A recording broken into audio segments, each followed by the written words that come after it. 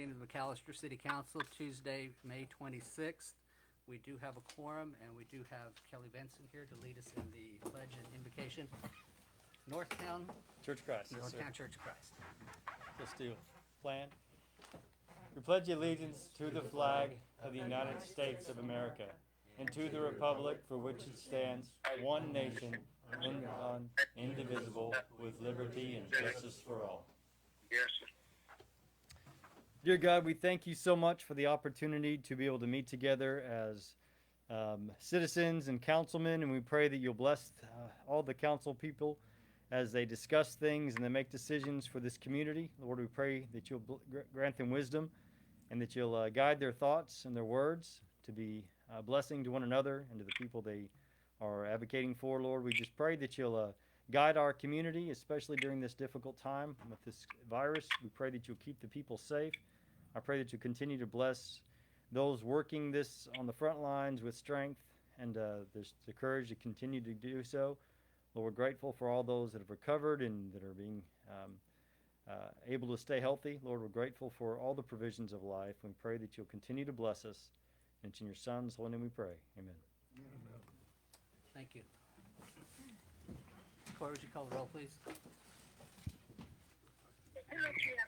Councilman Smith? Here. Stevens? Here. Cox? Here. Brown? Here. Harrison? Here. Pritchard? Here. Mayor? Here. We are now on citizens' comments on non-agenda items. Residents may address the council regarding an item that is not listed on the agenda. Residents must provide their name, address. Council requests that comments be limited to 5 minutes. We did not have anyone sign up, and I don't see anyone in the audience. We will move to the consent agenda. All matters listed under the consent agenda are considered to be routine by the city council and will be enacted by one motion.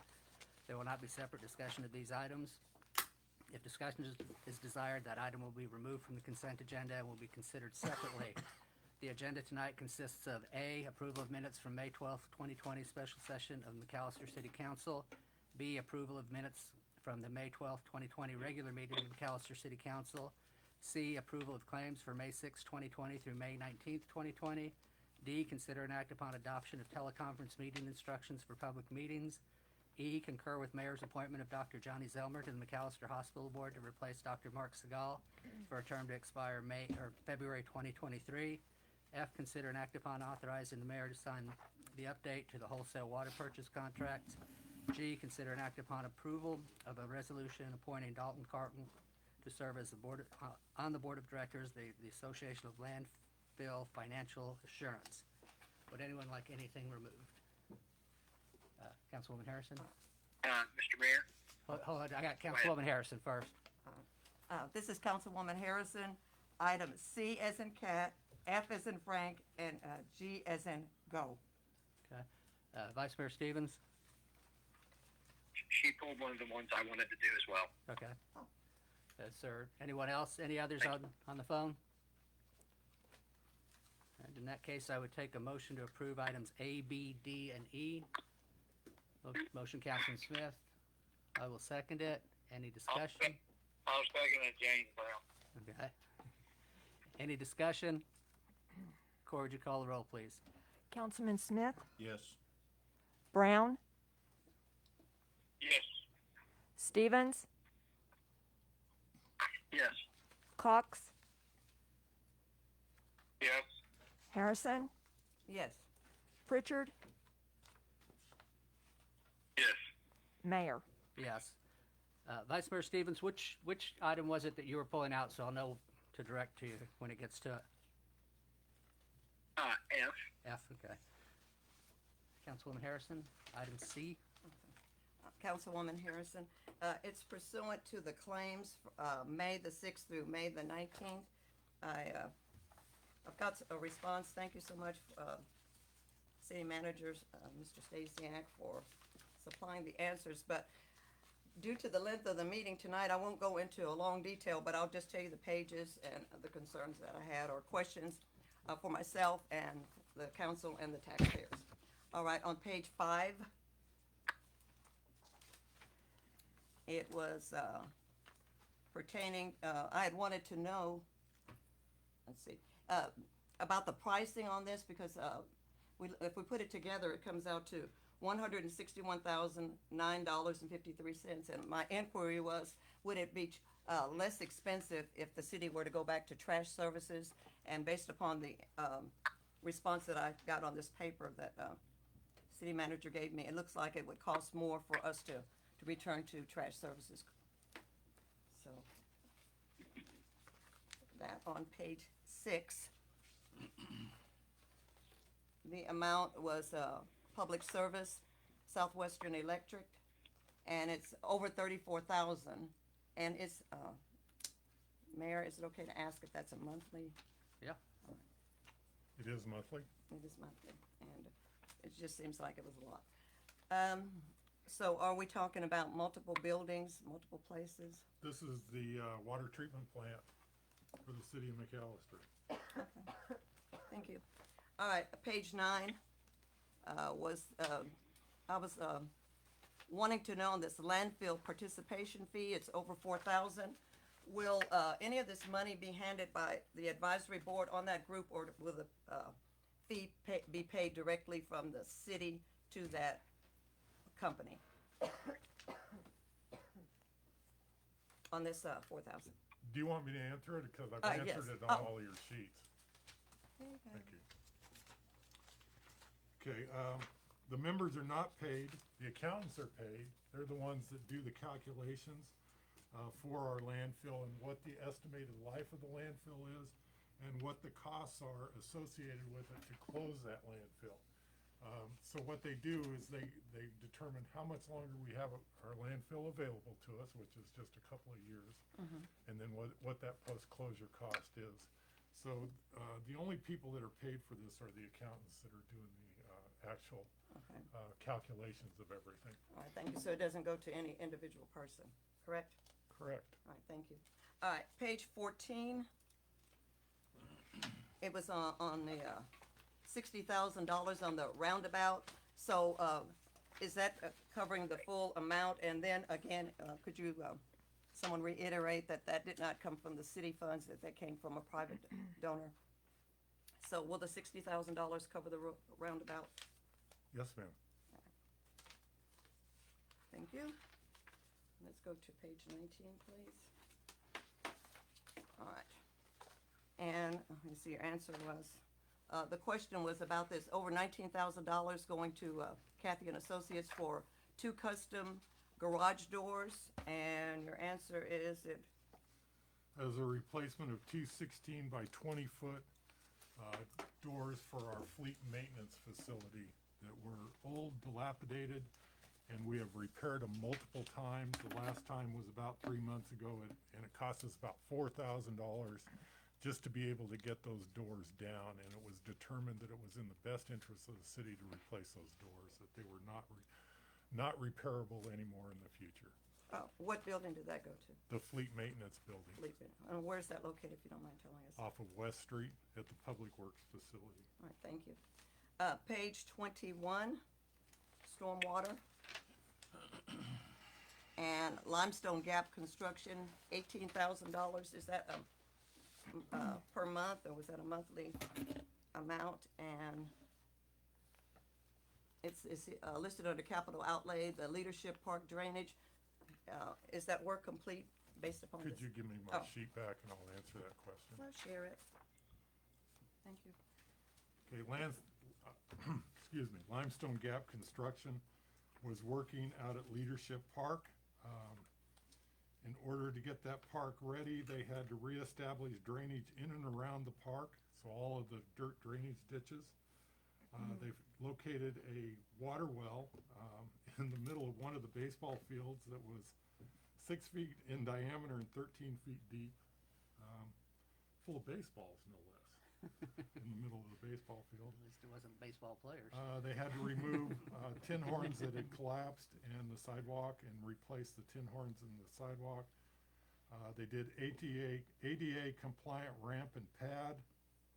They removed 104 tons of sediment. out of the drainage areas, 9 tons of brush, 52 tons of trash and construction material. And they added a French drain that completely goes around the new splash pad that will be installed. All right, thank you. So that amount covered everything that needed to be done there? Yes, ma'am. All right, thank you.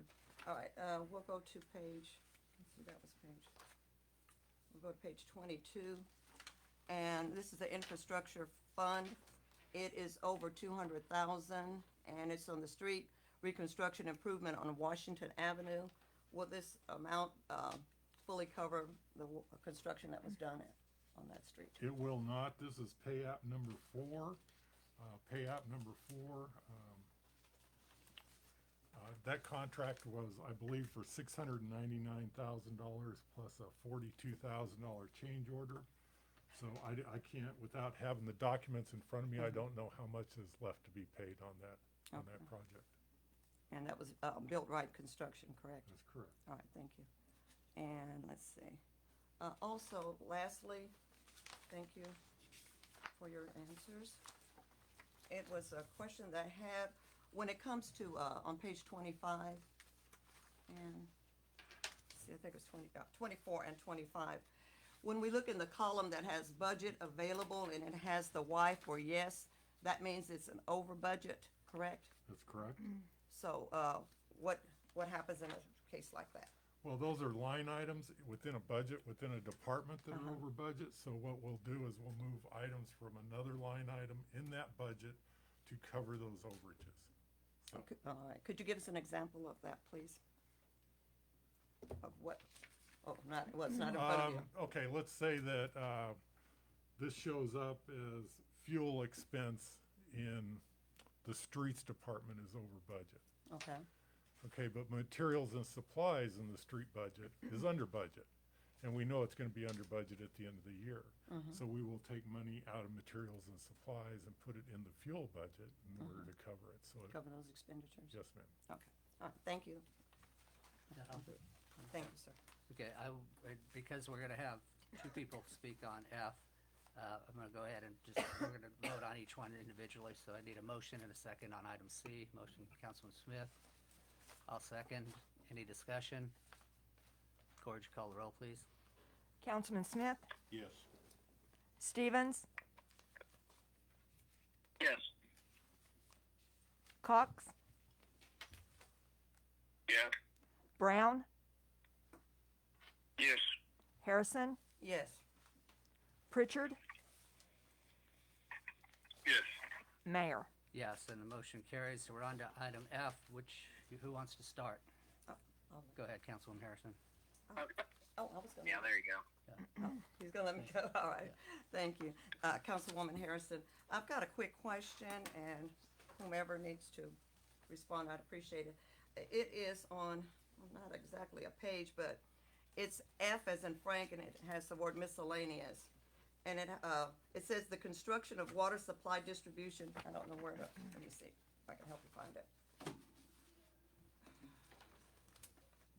See, if you go to F as in Frank, you see the agenda report, you'll see a letter, you'll see, water purchase contract, and that's page 1, and there'll be 2, 3, 4, 5, 6, 7, 8. My apologies for not having that numbered. But, where it has on here miscellaneous, have we got there? All right. That the construction of water supply distribution system by a wholesale consumer is being financed by a loan from, and then has in parentheses, or a loan insured by the United States of America, acting through the Farmers Home Administration of the United States Department of Agriculture, and that the provisions here pertaining to the undertaking of the wholesale customer are conditioned upon the approval in writing of the State Director of Oklahoma of the Farmers Home Administration. Could someone please explain that to us? Thank you. These are just the rural water districts, and that they're approved by the State Director of Oklahoma to be able to deliver water to them. So this is just basically an explanation. There's no extra. It's a customer loan. It's a customer Not- loan. Yes. It's not any loan from the city. Okay, Thank you. That's my part on that. Vice Mayor Stevens? Mr. Stasiak, when we've had the water interruptions and things like that, it affects these wholesale contracts as well, correct? And getting them their water and things like that. It does, yes. They run out of water just like other customers in the city do. Okay. Of all these wholesale contracts that we have, how many of the valves have we replaced on these? I believe currently we've replaced 2 here recently. In the last 2 weeks, we've replaced 2, and I think the rest of them are on order. And in addition to that, we've done the Kiamichi, or the Votech. That was done about a month ago. So we are systematically, as time allows, going through and replacing these larger valves. I know that when we replace some of these larger valves, we see their costs go up pretty dramatically, or I feel like we did in the past when we first started doing some of these valves. Is there any idea of how quickly we're going to get those valves replaced on these? Because I know that we've talked about this before with our water, and we beat this drum and beat this, but I kind of feel like if we're going to do these wholesale contracts like we have, number one, I don't know if these rates are comparable to what other rural areas are paying across the state. Maybe we're more expensive. I don't know, but it seems very reasonable, which I don't want to make it astronomical, but I feel like with the water issues we face as a community, making these valves and having competitive rates would make a lot of sense. So in the future, I'd like to see something that kind of shows that and maybe a timeline of getting these valves replaced, because I feel like this is a really good place for us to do that, where we can actually retrofit and improve our water system here by selling a natural resource that we really have. Well, Councilman, I agree with you, and we're trying to do this in-house, but as you're fully aware, the best laid plans of mice and men is to come and change a valve out that day, and you come to work and there's 7 leaks and 2 breaks within the city. And it takes a week to clean that stuff up. So what we will do is, if we can't get these scheduled to be replaced in the next 60 days, we will look at issuing a contract to a contractor to get in here and get these meters changed out. Just to add on to that, the Audit and Finance Committee has taken this up as well, and we have had the administration and the staff review all of the contracts with the water districts, and we anticipate bringing something to the council in the near future regarding that. Mr. Mayor, if I may, Yes. why don't we table this item then so we can hear from that before we vote on it? Can I? Yes, go ahead. Councilman, this is Pete. We are currently, with this new rate increase, charging $3.79 per 1,000 gallons, effective July the 1st. These rural water districts are charging substantially more than this, and the $3.79 that we have discovered does not cover our operating costs to produce water. We have been working through this process, educating audit and finance, and my recommendation would be to get this in place now so that as we move forward, I don't know how long it's going to take us to bring a new program in front of you. I would think it's going to take another 30, 60, 90 days. So my recommendation would be to approve these contracts, and then we'll come back with definitive information showing that these numbers need to be increased substantially to these rural districts. I guess my question being is that if we're not charging enough and this is becoming a real barrier on the city of making improvements because we're selling it and losing money every time, why don't we do it sooner? Because please don't think of this not. There's a lot of things that are on our plate right now. I feel like we've had these discussions about these wholesale rates before. I mean, if council wants to approve them tonight, then let's vote. I'm fine with that. I hate to see us talk us into something only to turn around within the next 30 days after that or less, and then find out that, well, the rates should be comparable to $4.25 a gallon. That makes me concerned for the taxpayers and what we can do to really improve our water lines.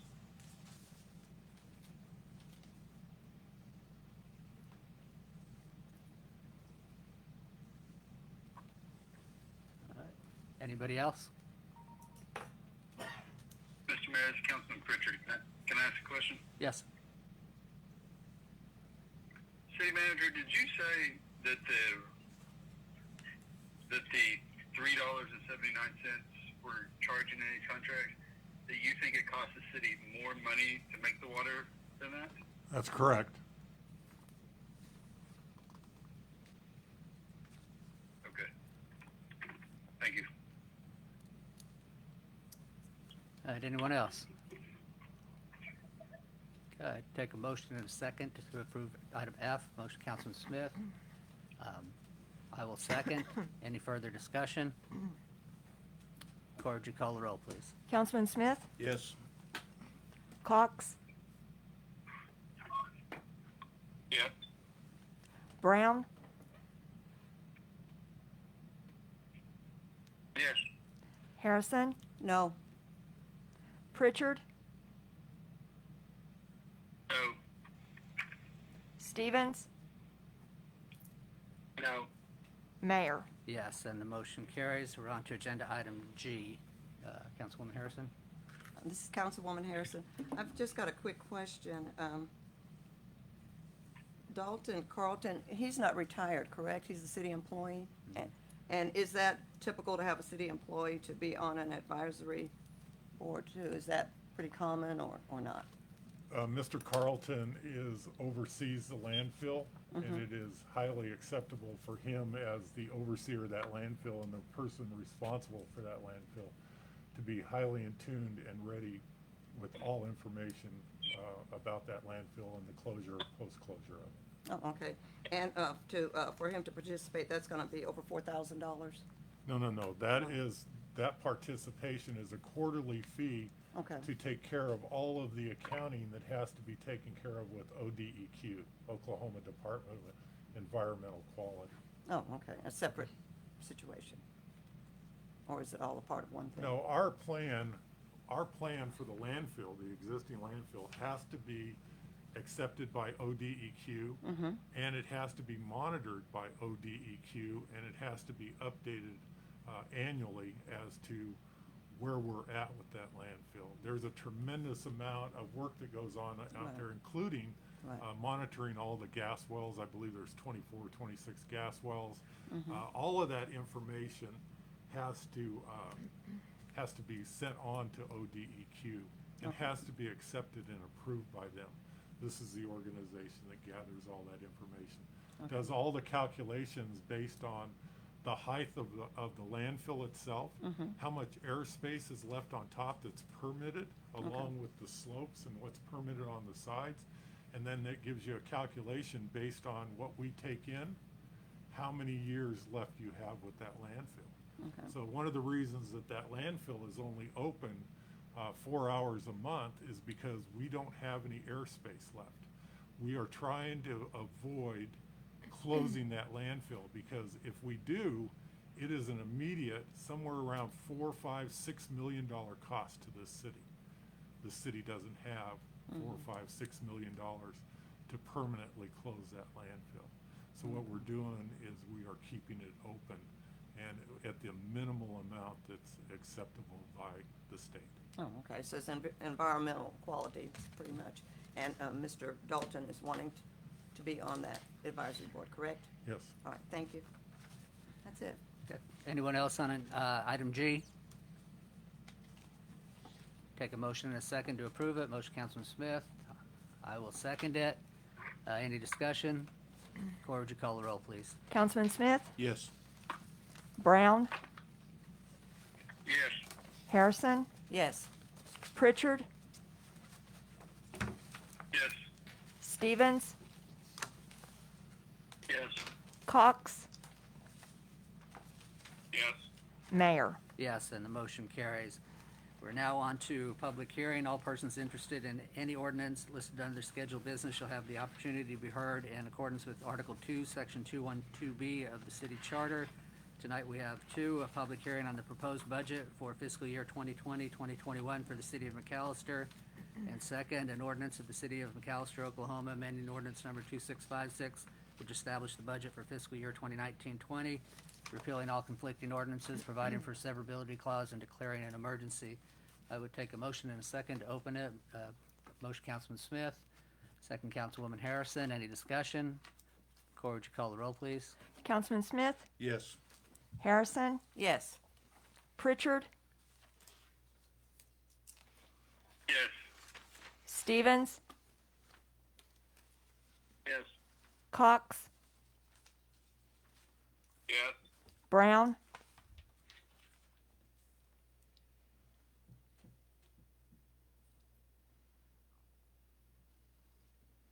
Councilman Brown,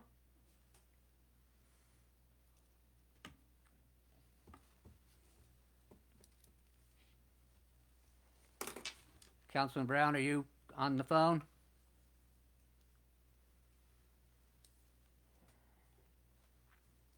You have your phone on mute?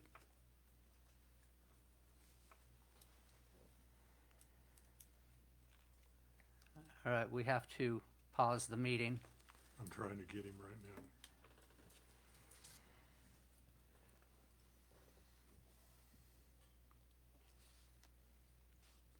Stephanie, does it still show that he is online? It does not, sir. Okay, thank you.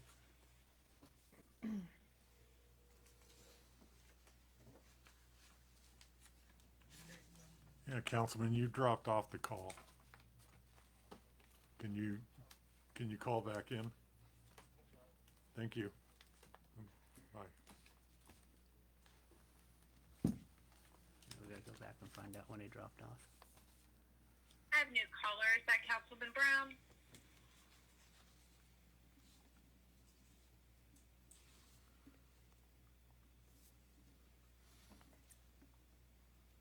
You may- Councilman Brown, you rejoined? Yes, I'm here. Thank you.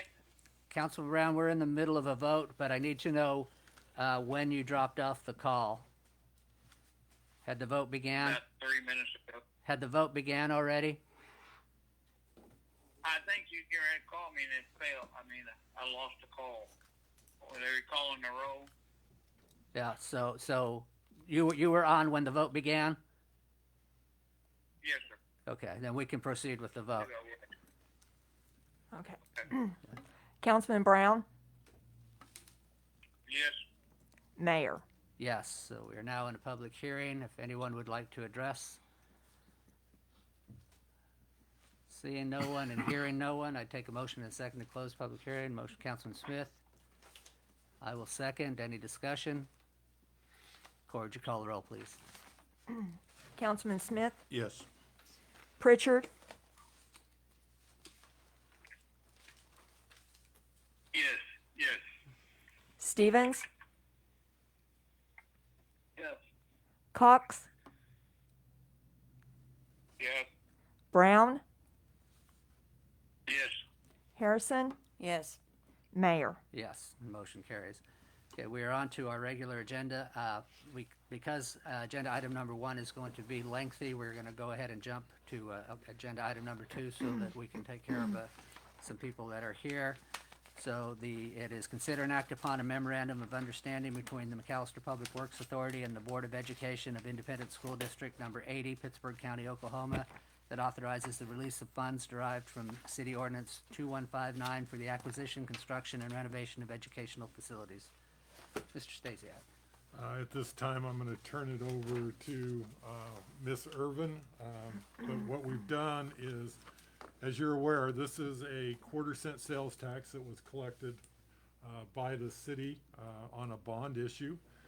Those monies have been held by the city for a number of years as the Unified School District Number 80 has brought projects forth, capital projects forth to improve our school system. They are working on a number of projects right now. One is at Peterborough, and you're getting ready to start another project at Will Rogers come this fall. And what they have done is they have requested, they've shown the costs associated with some of those projects, and they are requesting the balance that the city is holding from that quarter-cent bond, and that balance is in the amount of if I can find it. It is 900. $983,066.85. They have issued all the documents that are required to show what these capital projects are. We have also sent this information to Crawford and Associates, who are our outside accountants, and they have confirmed that that is the money that is currently held by the city. This will zero out the account, and the city will have no other obligations under this bond.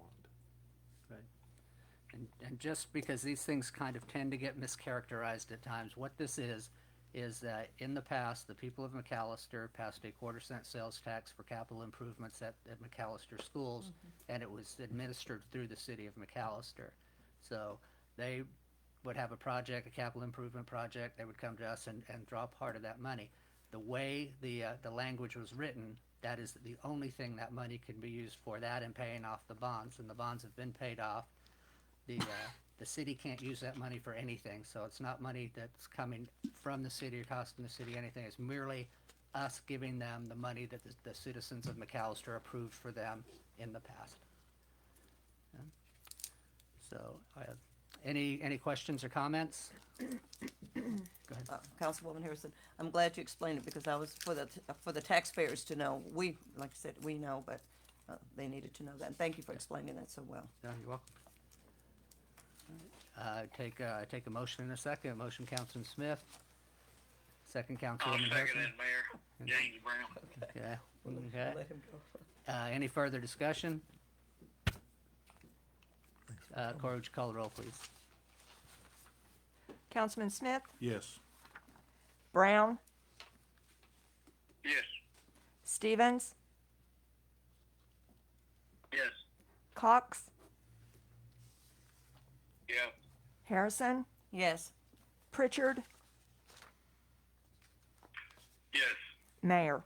Yes, and the motion carries. You're welcome. Thank you, guys. We will move back now to agenda item number 1. Discussion and possible action on the adoption of recommended changes made by the mayor and council to the preliminary budget and funding provisions during the public hearing held May 26, 2020. Mr. Stasiak. Mayor, members of the council, this is a request from, or this is our part of our public hearing that we are currently under for our budget process. Tonight, what we would like to do is get any feedback that we could possibly get and then make those changes and be prepared to bring this for approval at the first meeting in June. So at this time, I would just turn it over to the council for any type of questions, comments. What I would like to see happen tonight is, I know we have a lot of good ideas out there that council members would like to see. What I would like is definitive direction on what this council as a unit would like to see so that we can make those changes and move forward. Also keeping in mind that we have limited funding this year, and if anything is added to the budget, then it has to come away from another department or another funding agency. So keep that in mind as we move forward, and I would take any recommendations along with any funding recommendations to move this budget forward. I'm going to open it up for questions or comments. Councilwoman Harrison? This is Councilwoman Harrison. The only thing that I would like to see happen, and I don't know if it can, city manager and finance department, is the need for an animal control officer. I'm concerned that, you know, we want our police officers to take care of more serious issues. Of course, animals running loose is serious too, especially if they bite someone. But I want to know if there's any possibility of some kind of way that can be put into the budget, or because it's my understanding that there's specific training that animal control officers have that maybe a police officer wouldn't have. Plus, they really wouldn't have the time to do that. Is there any way that there could be some allocation of funds for animal control officer, or not?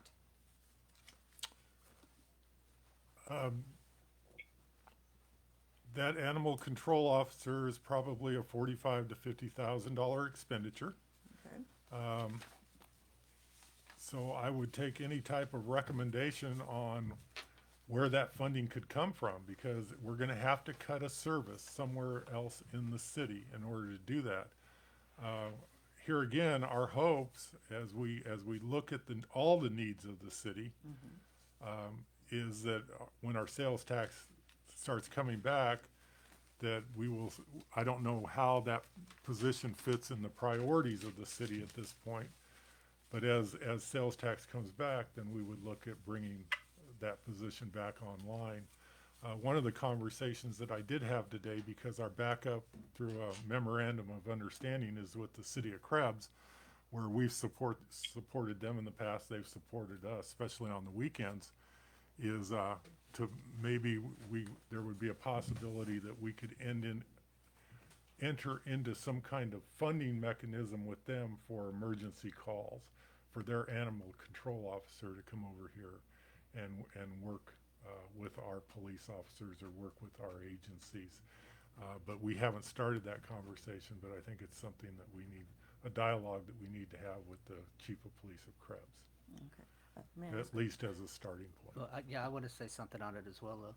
Oh, Yeah, you know, we need an animal control officer, but we also need 5 police officers that are, we're down understand. 6, so, and two firefighters plus, 50 at least other city employees, so trying to fix something is very difficult when you realize that, it'd be great to have an animal control officer, but it would probably do us better to have another police officer on the street. So if you're putting the money into the animal control, you're not going to be able to get the police officer. So that's why it's a very difficult maneuver and to accomplish, because every action you take has an adverse reaction somewhere else. Understandable. Well, I've got a question. City Councilwoman Harrison. Go ahead. Okay. Was this job eliminated, or furlough, or early retirement, or what was the status on that It before? was an early retirement. It was an early retirement, so now it's vacant. It is vacant. Okay, well, see, I didn't know that. That's what I wanted to ask. Yes, ma'am. All right. And, Go ahead. oh, City Councilwoman Harrison, I was looking at page 28. I think it's in this. Which section? Oh, just a second. It was, let me see. Got a number of pages turned down here. It would be, just a second here. Page 28. Lots of things to read. I believe it would be in, the summary area. I think that's what it is, but if not, I'll find it. But the question is, and maybe you might know it, it was a public service company. They have a summer program, and it's $10,000. Is that $10,000 that they need from the city, or is it $10,000 that PSO is going to give to the city for that summer program? PSO has a utility program where during high peak demand days in the summer, if you sign up and you participate with them and you reduce your overall load for those days, based on a calculation that they have, they do a rebate to the city. So it's money that's coming back to the city based on our using less electricity on certain high volume days. And, okay, Councilwoman Harrison, so where will that $10,000 go if we meet that guideline or that? Goes directly into the general fund for general fund purposes. It goes into the general fund. Okay. All right, thank you. That's all right now. Okay, any other questions or comments? All right, well, This is Councilman Stevens. go ahead.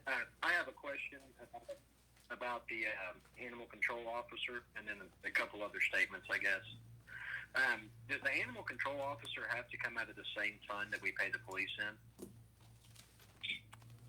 Well, that funding mechanism is the general fund. They have their own department called Animal Control, which is separate from police and also separate from CID. So does it have to come from that department? Routinely, that's what's been done in the past. Is there not a way that we could fund this through like the technology fee or something on the tickets that we have currently that we write? I know that we've directed that to paying for new improvements, things like that. For tickets, could we do a slight increase on the technology fee for tickets or things like that to pay for an animal control officer? I Councilman? mean, as much as I would like to pay all of our city employees as much as we possibly can and do that, I realize our funds are limited, but this seems to be something that, as a council person, I've gotten a lot of calls on as well.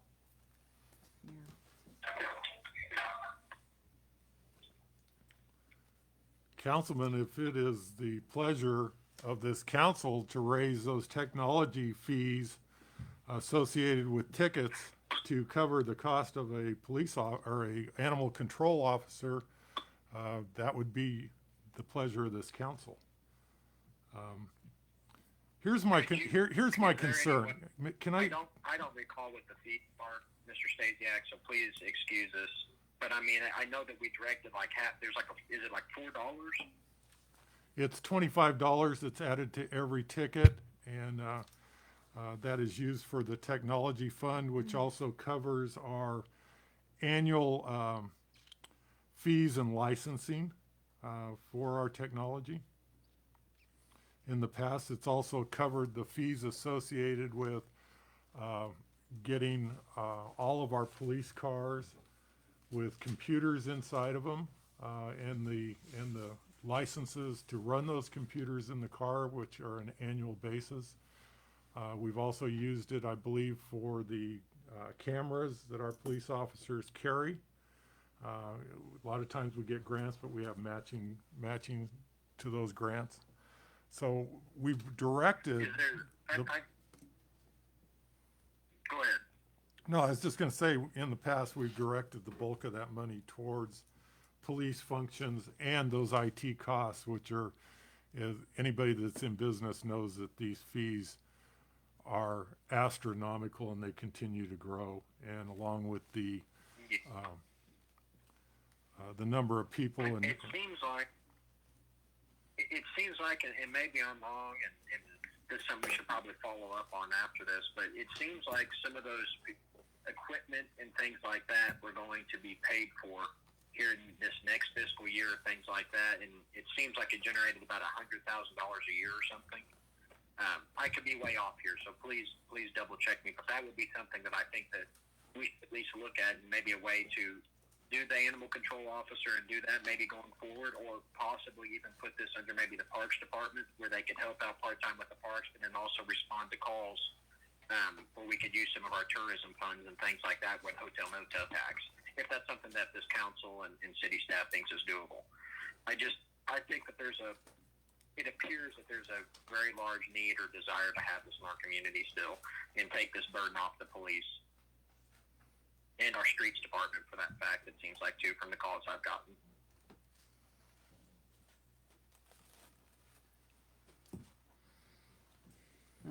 Any other questions or comments? Councilwoman Oh, Harrison? go ahead. Am I still able to go, or somebody else already started? Go ahead. Go ahead. I thought you were done, but go ahead. is that a motion? Yeah, I apologize. No, I meant, of course, I've got more statements. You know that. So here's my other comments from the budget and things like that. From the street reconstruction project that we have allotted in there, I think it's through the infrastructure. I'd like to see us, as much as I don't want to do this, but I think we need to look at ways to truly impact and do different things. So from street reconstruction, I'd like to see us taking somewhere in the neighborhood to $250,000 to $300,000. Direct 50,000 more of that to the ceiling project that we've done to try to what we have. An additional 50,000 to panel replacement, so we continue to do projects around the city, and But- then take that additional 150 to 200,000 Vice Mayor and put Stevens, that Vice, towards water line could you, repairs. Vice Mayor Stevens, could you start again on where, on the first one that you were talking about taking money from? Because it broke up bad. We lost whatever it was. What tab? Oh, I'm sorry. I believe it's on page 124 or 127. 124. I apologize. Of what section? If you want to flip there, Of what tab? What I'd tab? like to see us Which- direct which tab? somewhere in the neighborhood of 250 to 300,000 from our street reconstruction projects, and then split that up if we're doing more concrete panel replacement, maybe take and put an additional 50,000 towards that. Then take and put an additional 50,000 towards a crack ceiling projects. I know that we've done that in the past to try to maintain what we've done and try to get more life out of our streets. And then I'd like to take their additional funds, that approximately 200,000 to 150,000, and put more of that towards water line replacement and repairs, just like we're talking about as well with what we talked about, the wholesale water contracts and things like that. I know that we've had a lot of issues with our streets, with water, with funding everything right now, but we've talked about this before, at least I've said this, and it's unfortunate to have to say this, but I don't love the condition of our streets by any means.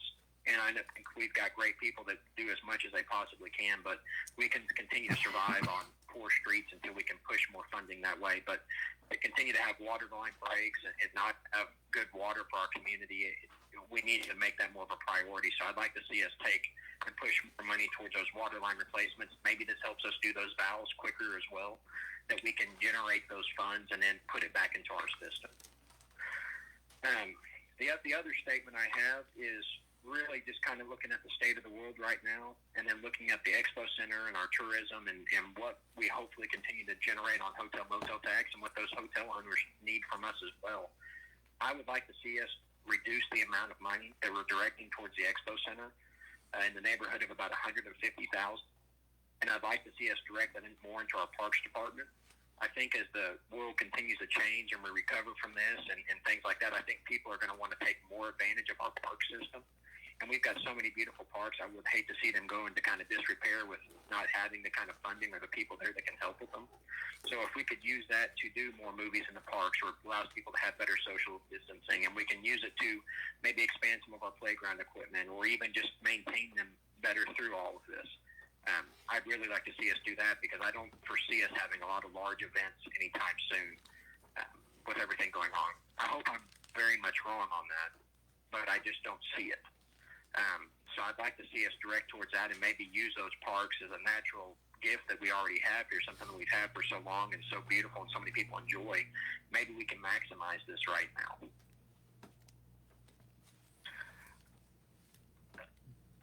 Mayor, Yes. James Brown, whenever. Councilman Brown, let me, I have a question when you get. yeah, let me make sure Vice Mayor I think Stevens I'm- is finished. I'm sure I'll have what he's done. Right now, I'm done. Oh, okay. Mayor James Brown.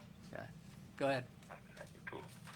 Is it okay? Okay. Yeah. I wanted to ask about, I know the expo comes up all the time, and the hotel motel tax. Mr. Manager, how much money are we generating with the hotel motel tax? I know it's in the budget there somewhere. And how much money are we losing with the hotel motel? I mean, with the expo? Well, Councilman, it's hard to predict what is happening with our hotels and our motels and the taxes generated through those.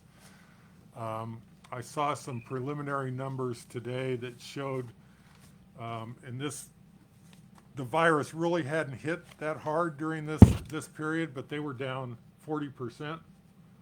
I think what we're probably going to see is they're down 80%.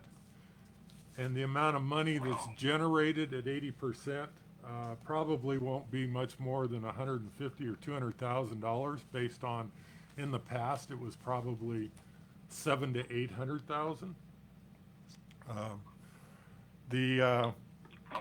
The expo itself, I believe the transfer for the expo is about $340,000 in the upcoming year. But we are not opening up that expo. We have the funds sitting there, but we won't open that expo until we have a reason to do it. Currently, we only have one employee out there that's maintaining the building and the structures and the grounds. We don't have the personnel to open up that facility. The rest of those people either retired or on furlough. What we will do is if there's a large event that provides a need to the city, we will allocate people the day before to set up for a large event, and only an event that somebody's renting the whole facility. And we will direct people to clean up the day after, and then everybody will go back to their departments. Okay. All right, thank you, Mr. Manager. Yes, sir. Appreciate it. One of the things that I'd like to say about the expo, because we always get the line about how it loses money, but you have to look at the expo similar to the way you look at parks. Parks don't produce money. They do provide a quality of life. The expo does the same, although the expo also brings in revenue, and it brings in ancillary revenue from people coming into town and using the services and things like that. So it's not entirely accurate when you say, because we're funding it 350,000 or whatever that number was, that's a loss, because that's not taking into account the money that the Italian Festival brings into the community, or the money that the rodeo brings into the community, or any of a number of events that they have out there that draw good sized crowds and all that. So whenever, if you use that justification that it loses money, then you would have to say that parks lose money, because they only provide quality of life. They don't provide any revenue, but they do cost in order to maintain. So that's just my 2 cents on the expo. Any other questions or comments?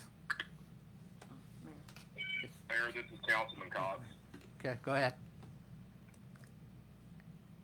Several meetings ago, Mr. City Manager, we met with yourself and Infrastructure Solutions, I believe, on the state of the water lines in the city. And at that time, I thought there was going to be kind of a plan of action on what the priorities and where the money needed to be spent first.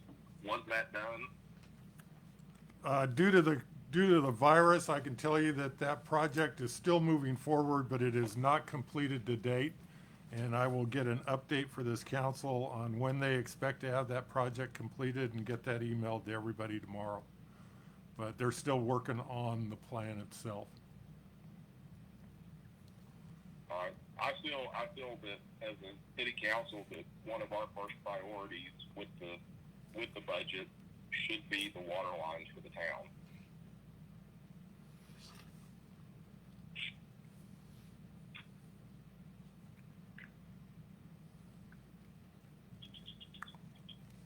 And if that means deferring street maintenance and deferring some projects at the expo, and even deferring some expenditures on fleet maintenance or new equipment, that's something we need to look at. Thank you. Councilwoman Harrison, you've had your hand up a couple times. I haven't called it, so you're up. No You're up. problem. I'm glad to hear the interaction. Councilwoman Harrison, and my apology, there's so many different pages, and I put a page on here, and then like, oh, which section? I forgot to put the section. So I'll just chime in here real quickly, and asking about, anyway, I've got written on my notes, CIP and auction, $40,000.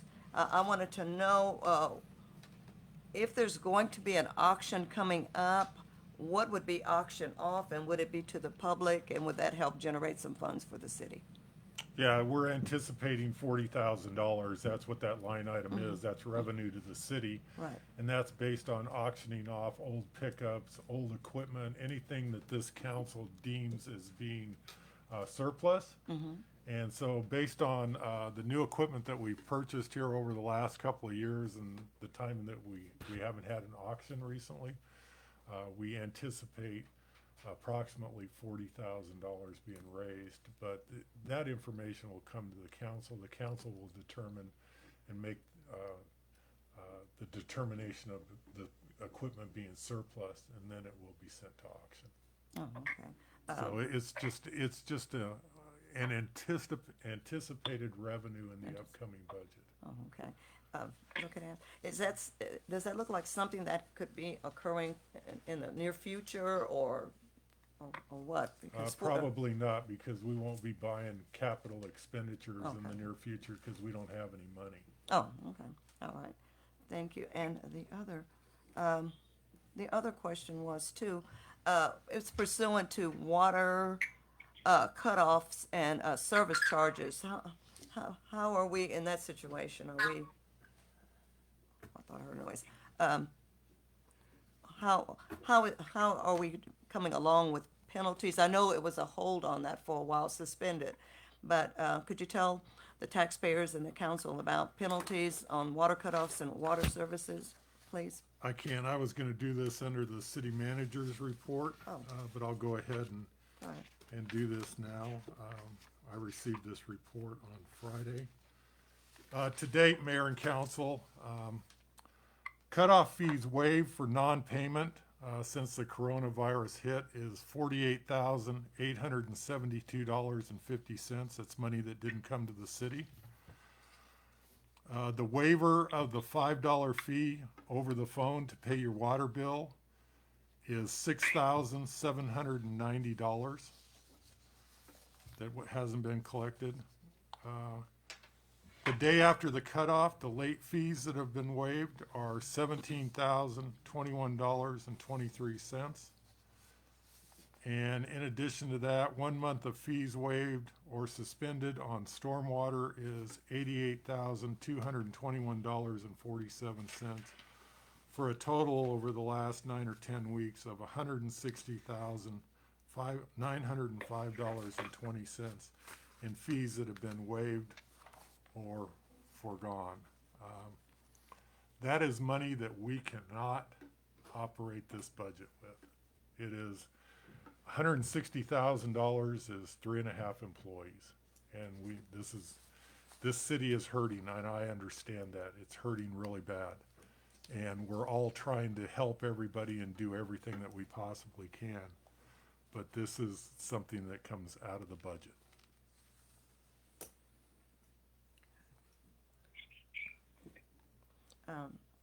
Another quick question, and again, my apologies for not having the section in the page, but I read something in the budget, it was about reimbursements from retirees and public records request.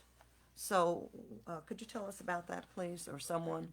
Is there- Councilwoman, I answered all these questions, and I Okay. sent you that information. If you'll Okay. allow me to go upstairs Oh. and print off this document so that I'll have it, unless you have it with you, but I It's on the provided computer. all that to you.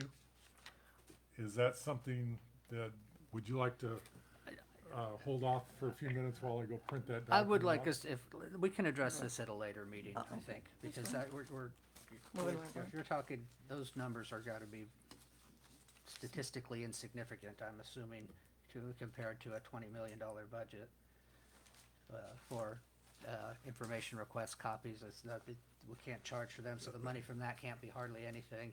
Okay, And so, I mean, if you don't mind, I would prefer to wait, just you address it either between council meetings or at the Fine. next meeting.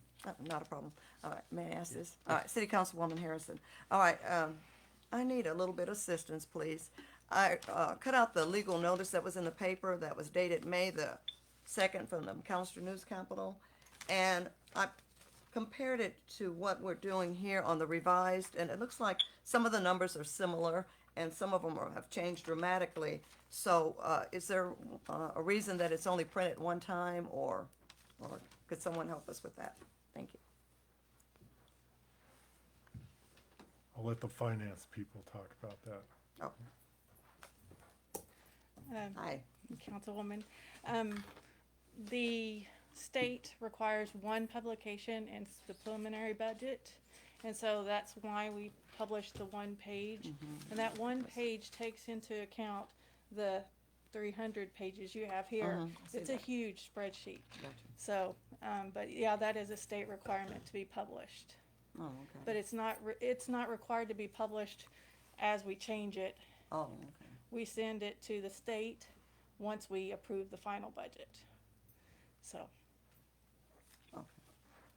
So to reiterate this real quickly, this was the initial one, and the final one will be published, correct? no, it will be sent to the state. Well, I'm into state, and then Yes. they'll publish. All right, thank you. I was just wondering. Thank you so much. You're welcome. Any other questions or comments? Councilman Smith? I just had something I wanted to address to Pete. I wanted to congratulate you and your staff on putting this very difficult budget together. And I think we're all concerned about water delivery, breaks, and so forth. But we've got a huge balancing act here. It's like the bulk of our money goes to personnel.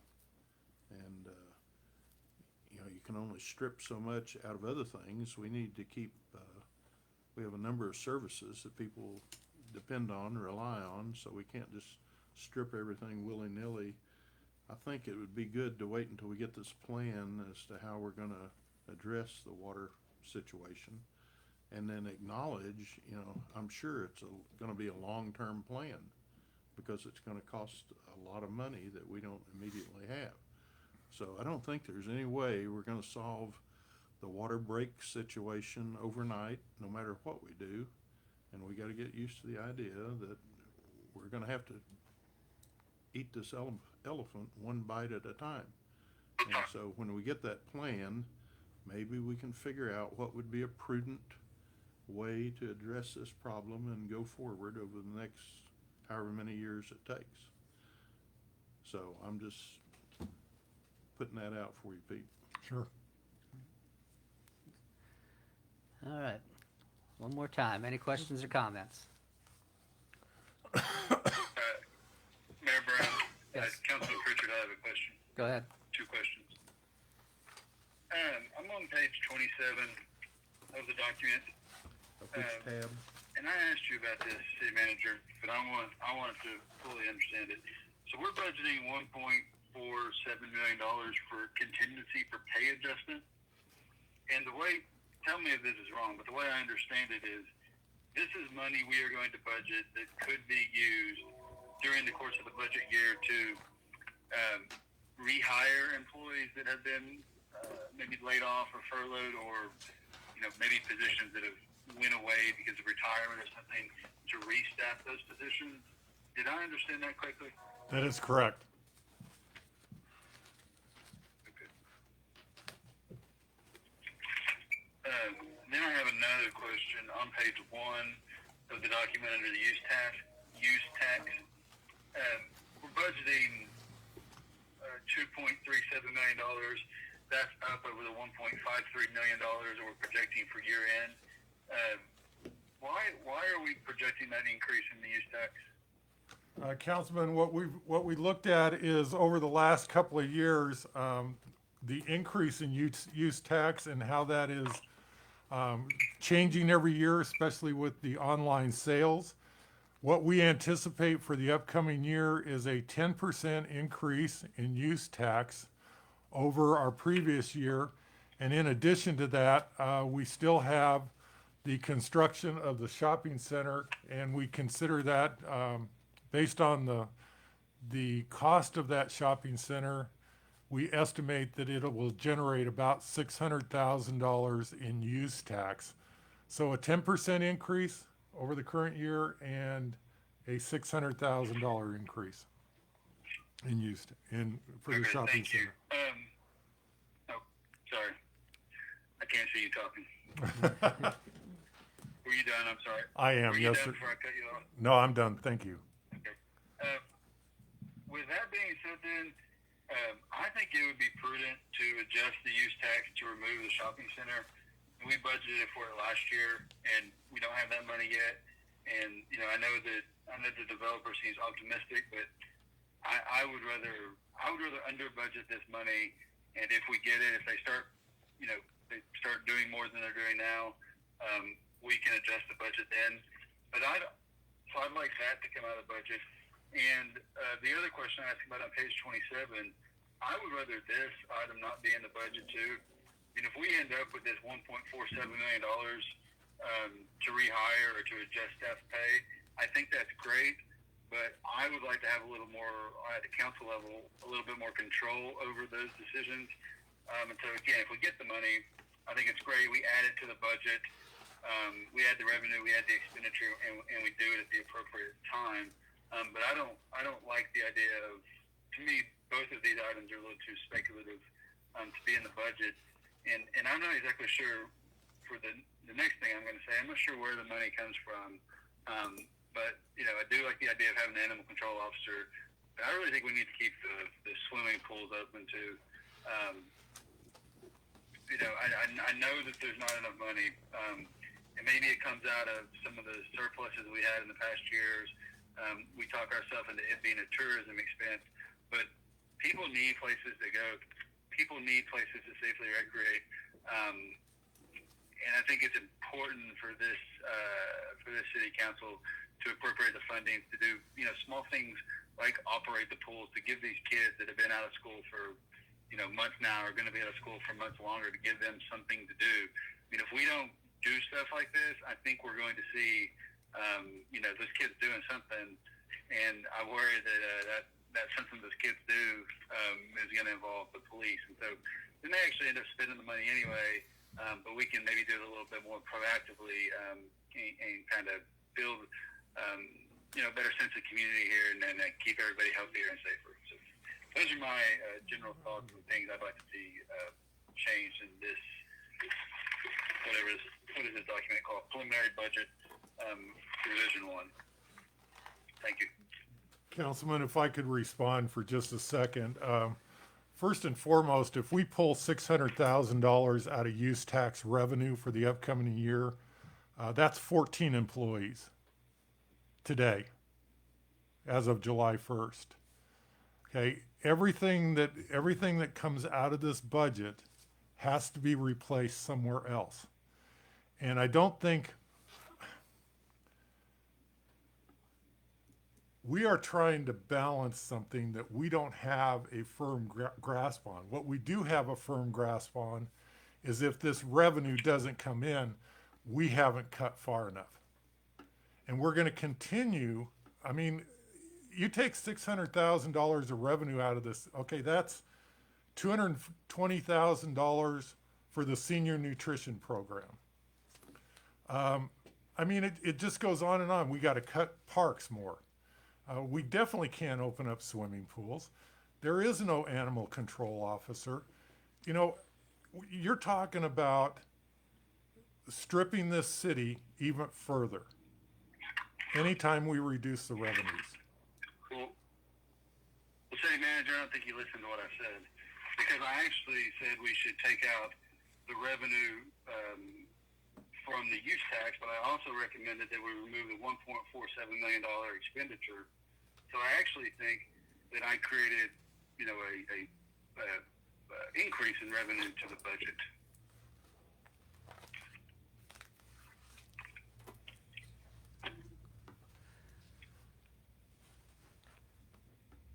I mean, is that inaccurate? That $1.447 million is based on anticipated revenues coming in. So,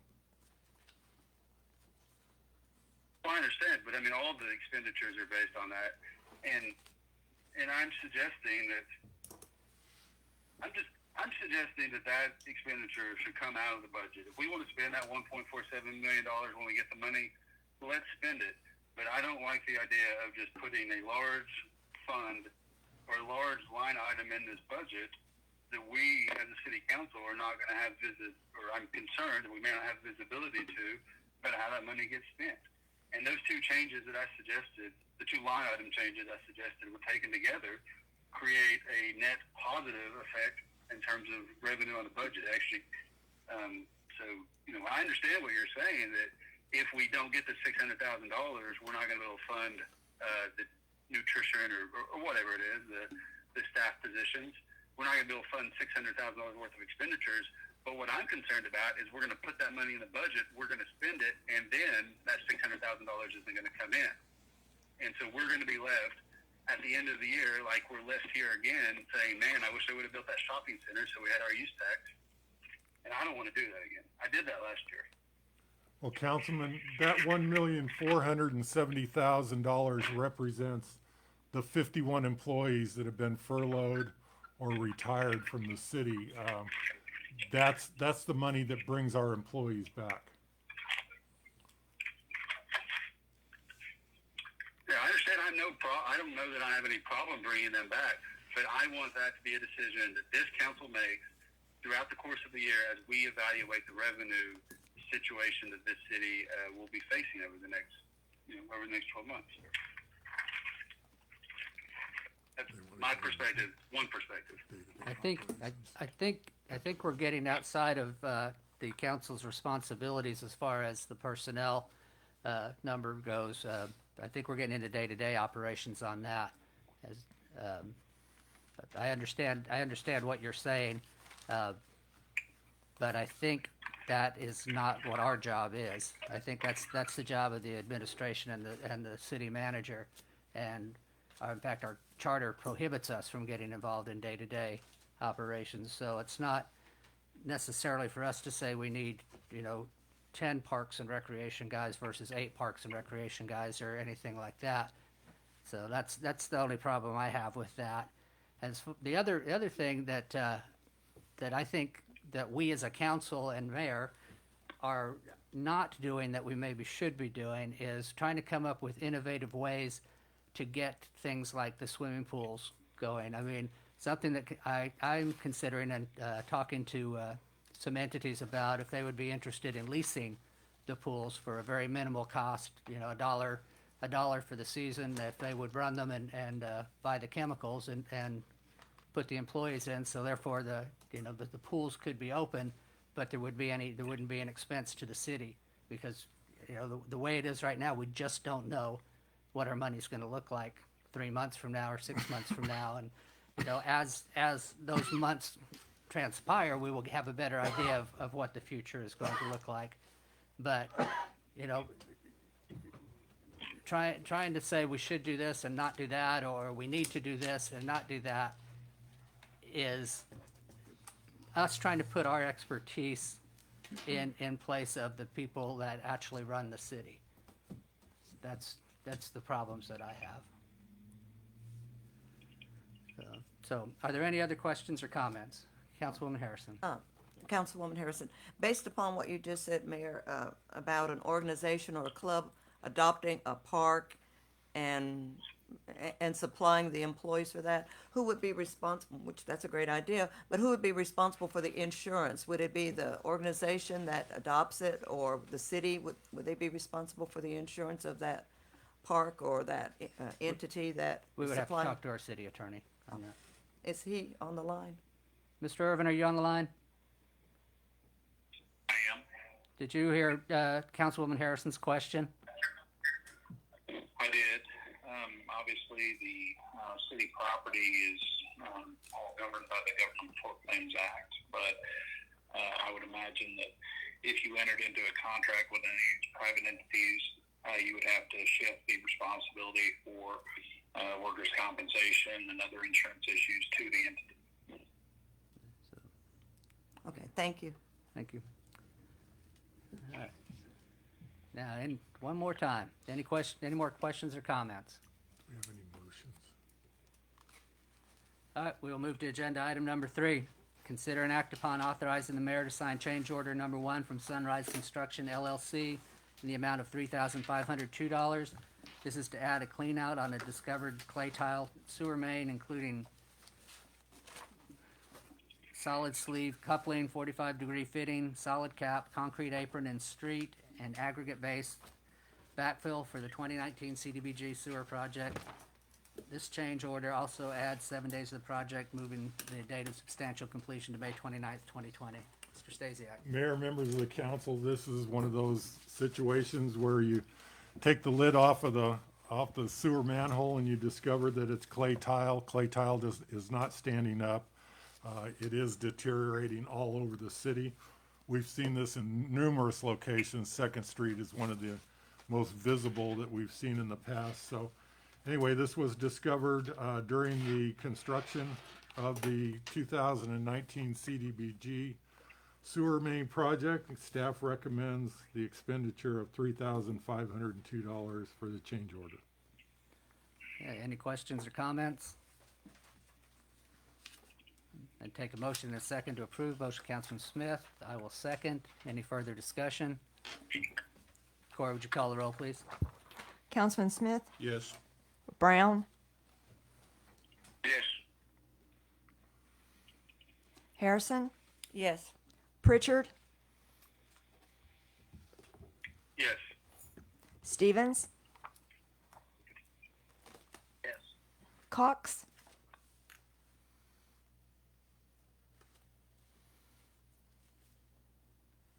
Councilman Cox, Yes. Mayor. Yes, and the motion carries. We're on to agenda item number 4. Consider and act upon authorizing the mayor to sign a contractor's final pay number 3 and certificate of substantial completion for the contract with Built Right Construction LLC for the Block 231 alley drainage improvements and accept the project is completed. Mr. Stasiak. Mayor, members of the council, this was a project that we had some major flooding issues. It was an ODQ notice of violation. Built Right got in there. This council accepted the contract bid with Built Right Construction. Staff is recommending final payment in the amount of $4,399.50, and at this point declaring the project as complete. Are there any questions or comments? Take a motion and second to approve. Motion, Councilman Smith. I will second. Any further discussion? Corey, would you call the roll, please? Councilman Smith, Yes. Stevens, Yes. Cox, Yes. Brown, Yes. Harrison, Yes. Pritchard, Yes. Mayor. Yes, and the motion carries. We're on to agenda item number 5. Consider and act upon an ordinance amending ordinance number 2656, which established the budget for fiscal year 2019-20, repealing all conflicting ordinances, providing for severability clause, and declaring an emergency. Ms. Ms. Swift. Swift.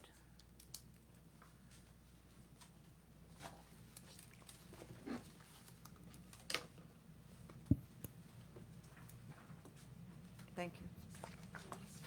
Is it different than what we have in here? Thank you. Thanks.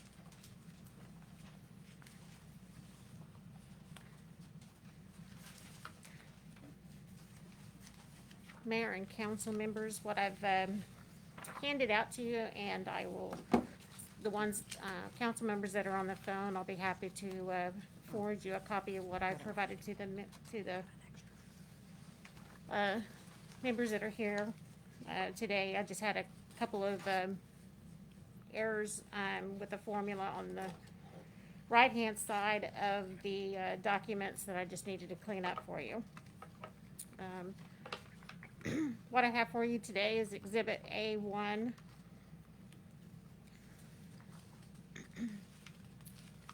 It's moving from fund balance $250,000 to interdepartmental to transfer to dedicated sales tax fund.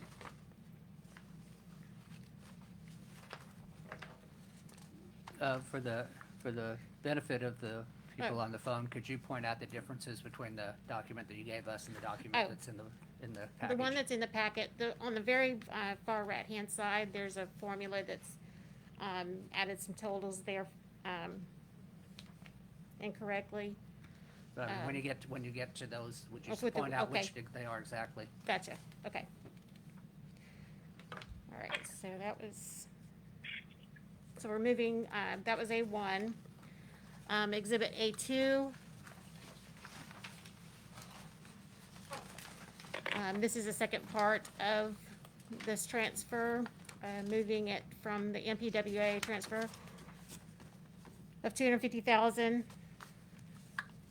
to Fund 38.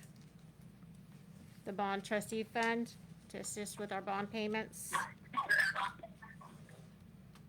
And the difference here is on the far right column, I had a formula in there that shouldn't be in there. So on And we both of them, took- the bottom right cell is Yes. a 500,000 that shouldn't be there. Yes, it was carried over from a previous, and I didn't catch it. Correct.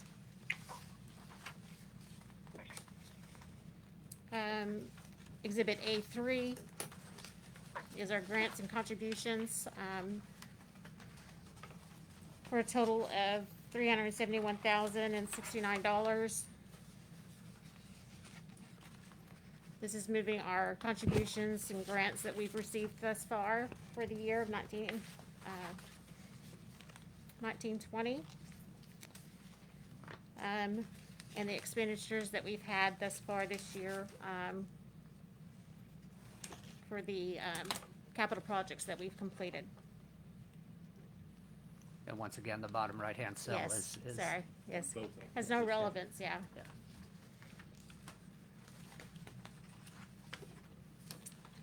Any questions on those? Yeah. Any questions or comments? Like I said, I will forward for the members that are not present, copies of those as well. Great. Okay. Councilwoman Harrison? Councilwoman Harrison, exactly where were you talking about, Ms. Swift, that that we didn't need? And here's an extra copy. Oh, your packet, right here, I have it. There was a formula that was in here. Uh-huh. It was totaling $500,000 in your packet. It was just an error, Oh, and so I just removed that and updated that. okay, thank you.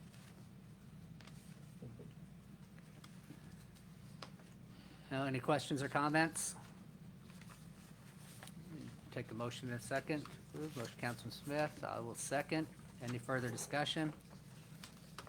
Corey, would you call the roll, please? Councilman Smith, Yes. Stevens, Yes. Cox, Yes. Brown, Yes. Harrison, No, Pritchard, Yes. Mayor. Yes, and the motion carries. This has an emergency with it, so I take a motion in a second on the emergency. Motion, Councilman Smith. I will second. Any discussion? Corey, would you call the roll, please? Councilman Smith, Yes. Cox, Yes. Brown, Yes. Harrison, yes, Pritchard,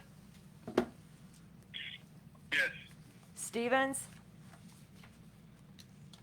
Yes. Mayor. Yes, and the motion carries. We'll now move to agenda item number 6, discussion and update on the 2019 McAllister Forward Comprehensive Plan. Did I skip one? No, I'm Okay, okay. next after Okay. that. Mr. Stasiak? Mayor, members of the council, Councilman Pritchard has asked me to update the comprehensive plan and the work that's been accomplished on it over the last couple of months. So I'd like to take a few minutes. Unfortunately, I don't have a formal presentation. I didn't have the time necessary to put this presentation together, but I want to talk about the 6 core areas that were identified by city staff to implement in the near future and the timeframes that were necessary to get these accomplished. The core areas were wastewater analysis and reconstruction, crime prevention, stormwater implementation and education, employee satisfaction and retention, expansion of EMS, transport services, sidewalk and trails connectivity. So the first one I'd like to address is our wastewater analysis and reconstruction. This council about 3 months ago authorized the city to hire Plummer and Associates to evaluate our wastewater plants and our wastewater needs for the city of McAllister. I'm pleased to announce that we are going through the final information with Plummer currently, and we are scheduled to bring that presentation to the council on the June 9th council meeting. Just to give you a couple of ideas of what we're going to be bringing is we're going to be talking about the near term capital expenditures that are needed over the next 12 months. We're going to look at the mid-range, what is necessary over the next 1 to 5 years. And then from 5 to, I believe it's 15 years, what is going to be required in order to get these plants where they need to be. As you can imagine, we're going to be addressing safety issues as number one, and also any items that look like there could be failure. Give you a couple of preliminary information on the wastewater plants is we've always been told that one plant was at 80% capacity and the other plant was at 87% capacity. Based on all the information that Plummer has derived about our plants and where we're at with them, the west plant is at 72% capacity. The east plant is at 75% capacity, so we do have a little more room. Although any type of expansion in our community is going to require us to expand these facilities also. The last thing that I want to leave you with is, you know, we've been talking about a lot of needs in this city, and there's a lot of focus on water. But over the next 1 to 5 years, Plummer has identified almost $9 million worth of anticipated repairs that are going to be needed to be made to these wastewater plants in the next 1 to 5 years. The second item that we discussed was crime prevention, and I've had Interim Chief Kevin Hurd give me some updated information on crime statistics, and I think you've heard me talk about this in the past. Not only did we shut down a city, but it seems like the criminals decided that it was too dangerous for them to be out also. And so, you know, as we open this city back up, we're going to see probably incrementally the crime rate increase in our city also. But to give you an idea, 2019 to 2020 through 5 of 26, total incidences are down 35%, and total violations are down 29%. To give you some ideas of areas that we're seeing decreases in, and aggravated assault and battery is down 22%, burglary of autos, and prior to COVID-19, right after the first of the year, we knew that there was a problem with individuals going through our community and just riding by and popping door handles and things like that on cars. And if they opened, they stopped, took out all the belongings in the car, and then moved on. Right after the first of the year, our police department implemented some new procedures for our afternoon and graveyard shift, and we immediately started seeing burglary of autos and residences start to decrease.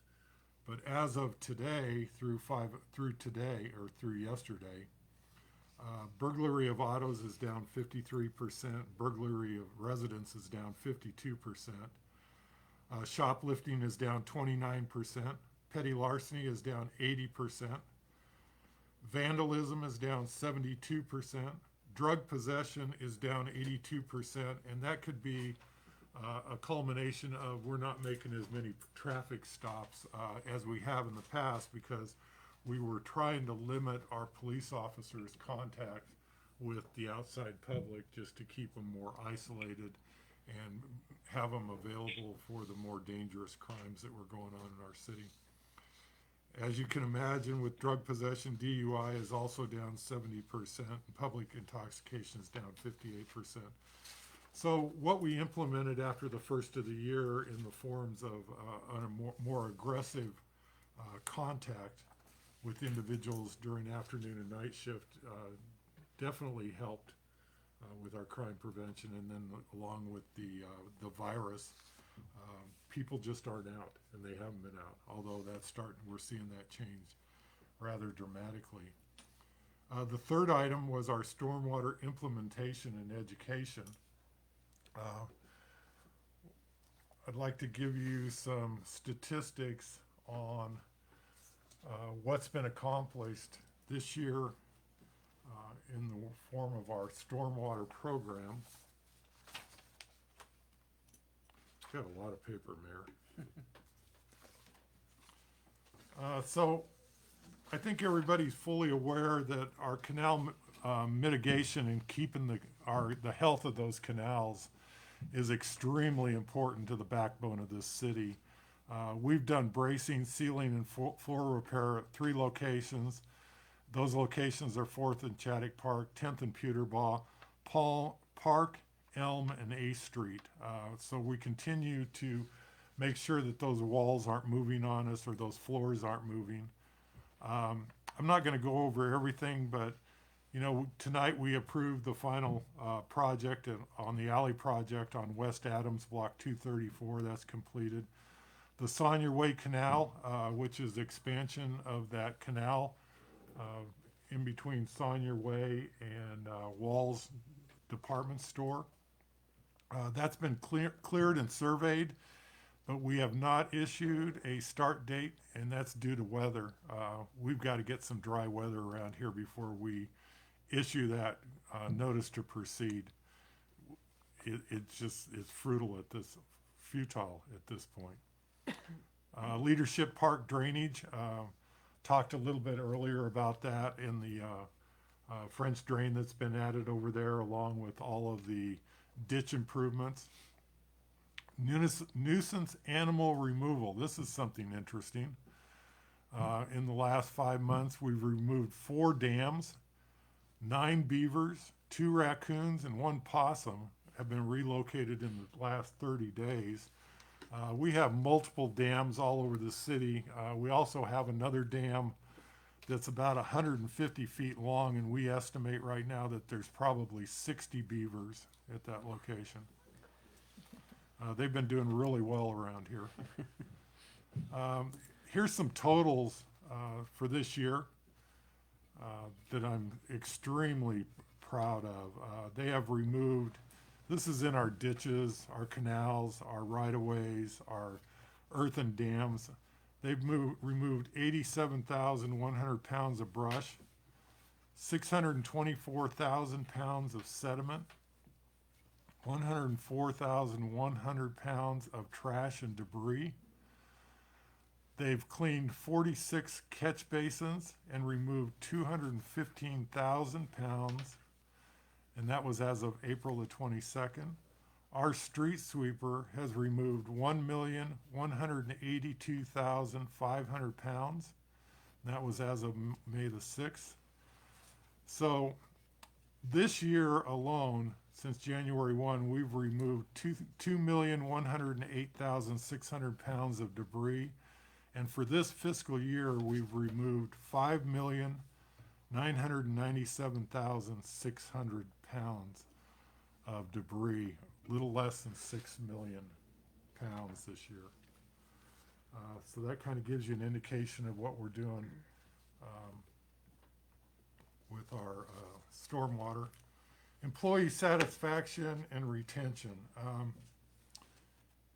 You know, we are trying to keep in contact the best we can and give our employees the best information that we possibly can. As you can imagine, our employees are not running high around here. There's a lot of questions, there's a lot of uncertainty, there's a lot of disgruntlement within the ranks. You know, our employees, we have, I believe it's 38 employees that are on furlough that are waiting to be called back, that want their jobs back, that we are currently paying their benefits on. We've got all of the early retirements. I think there were 14 early retirements. We had 11 or 12 unfilled positions. Our employees that are here today, the 170 employees that are here today, have all lost benefits. They've all taken pay cuts in the form of furloughs.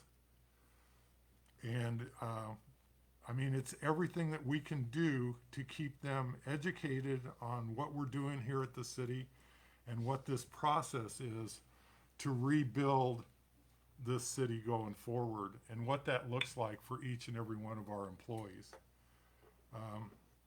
One of the things that we had started, and it's coming to a conclusion, it'll be given to the council, hopefully we'll get it finalized in June, was the compensation report that was being done by the Meriwether Group. So it's just good information that we will have moving forward with our employees. The fifth item was expansion of the EMS transport services. This has been put on hold for the last 10 weeks. Chief Brewer and Assistant Chief Brooks have worked day in and day out, weekends, long nights, and they've been assigned to the emergency management and to work with the emergency management teams managing this pandemic that's been going on. Not only managing the pandemic, but all the PPE equipment that is required for hospitals, for nursing homes, for everybody throughout southeastern Oklahoma. So their entire attention has been redirected towards COVID-19. We're starting to see that change a little bit today. The last thing I want to talk about is sidewalks and trail connectivity.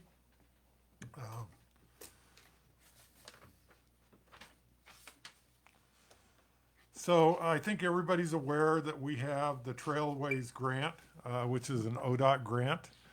That is for a new trail that goes from Monroe to Electric along the canal.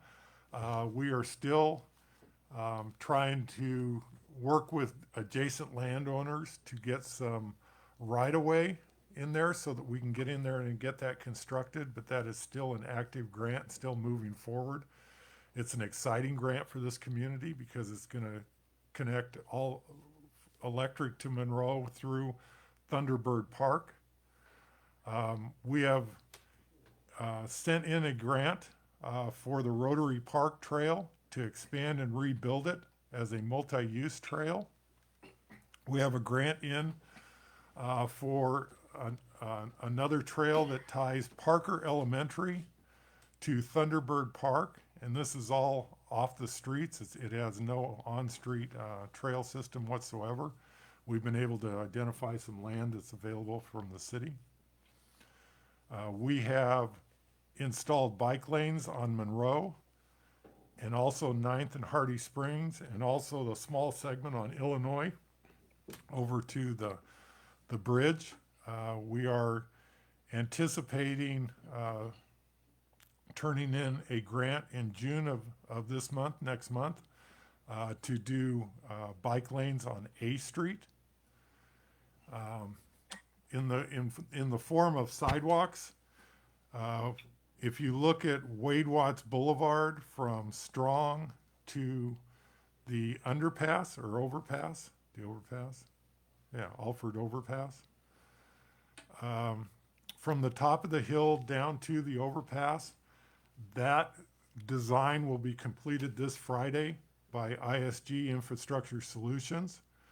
The other segment from Strong to the top of the hill, or basically where the car wash is, we're sending a crew back in there to complete the lanes to rebuild the concrete panels on that side of the street. As they rebuild those concrete panels going up the hill, our crews will also be installing that sidewalk as they move up the hill.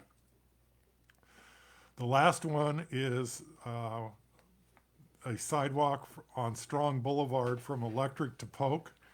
That has not been designed, but the initial look at it has been accomplished, and we believe that it is feasible to be able to put in a sidewalk and protect the walking public from cars moving in that area. So that'll be coming forward in the near future also.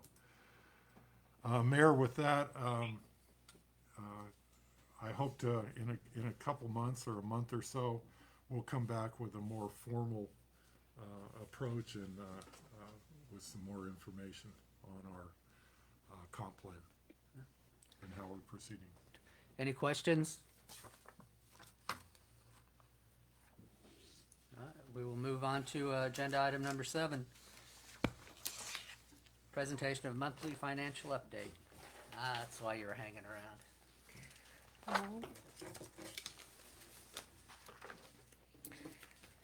Mayor and council members, in your packet,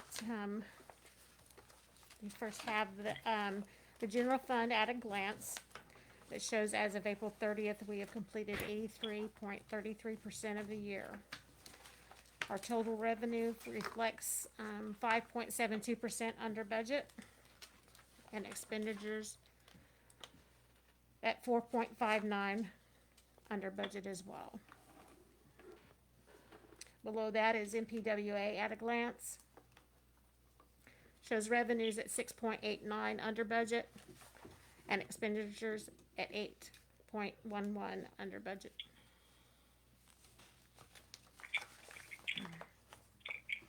The next graph is a monthly comparison of the previous 3 years.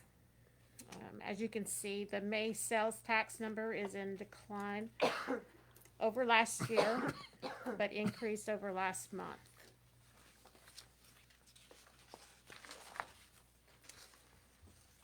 Our next one graph is your use tax, general fund revenues for use tax, up from previous month and up over last year as well.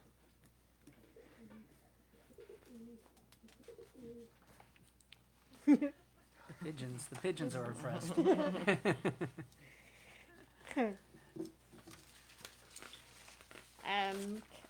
The last graph, you have MPWA revenues.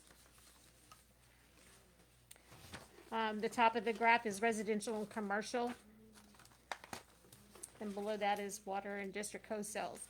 Residential and commercial sales are slightly up over the previous month and rather close to last year. The water districts, not much has changed from the previous months, but as you can see, a drastic change from the previous year. We kind of talked about that earlier with our water districts and changing out those valves and water meters. So we hope to have show some definitely seeing that impact here in the near future. Finally, the treasurer's report that shows our cash on hand at the bank.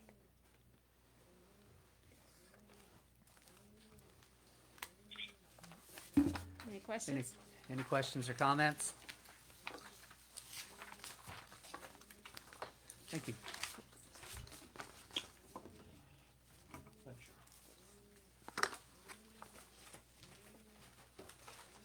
We will move to agenda item number 8, a presentation of Mayor's annual State of the City address. I apologize that it's late this year, but as we've heard a number of times tonight, we've got a lot going on this year. The past year has certainly been a tale of two cities. It was a spring of hope and the winter of despair, to steal a line from Dickens. We began the year coming off a very successful previous 12 months, only to encounter a near-perfect storm of adverse circumstances halfway through fiscal year. From July 1st through the first half of the year, we were cruising right along, getting things accomplished, such as closing the deal on the Shops of McAllister project, improving the safety and availability of our water supply by replacing and relocating parts of a 30-inch supply line from Lake McAllister and a 20-inch line from the treatment plant, rebuilding and refurbishing our second pump station located on Coal Creek, creating the downtown streetscape, which led to the most successful downtown Christmas seasons in memory. We passed a disorderly house ordinance, which will help neighborhoods address residences that allow criminal activity to take place. All these things, plus many more. We still had much more to work on, but things were moving pretty well. As the first of the year began, we started seeing some problems begin. Our Audit and Finance Committee noticed a trend in our rural water sales.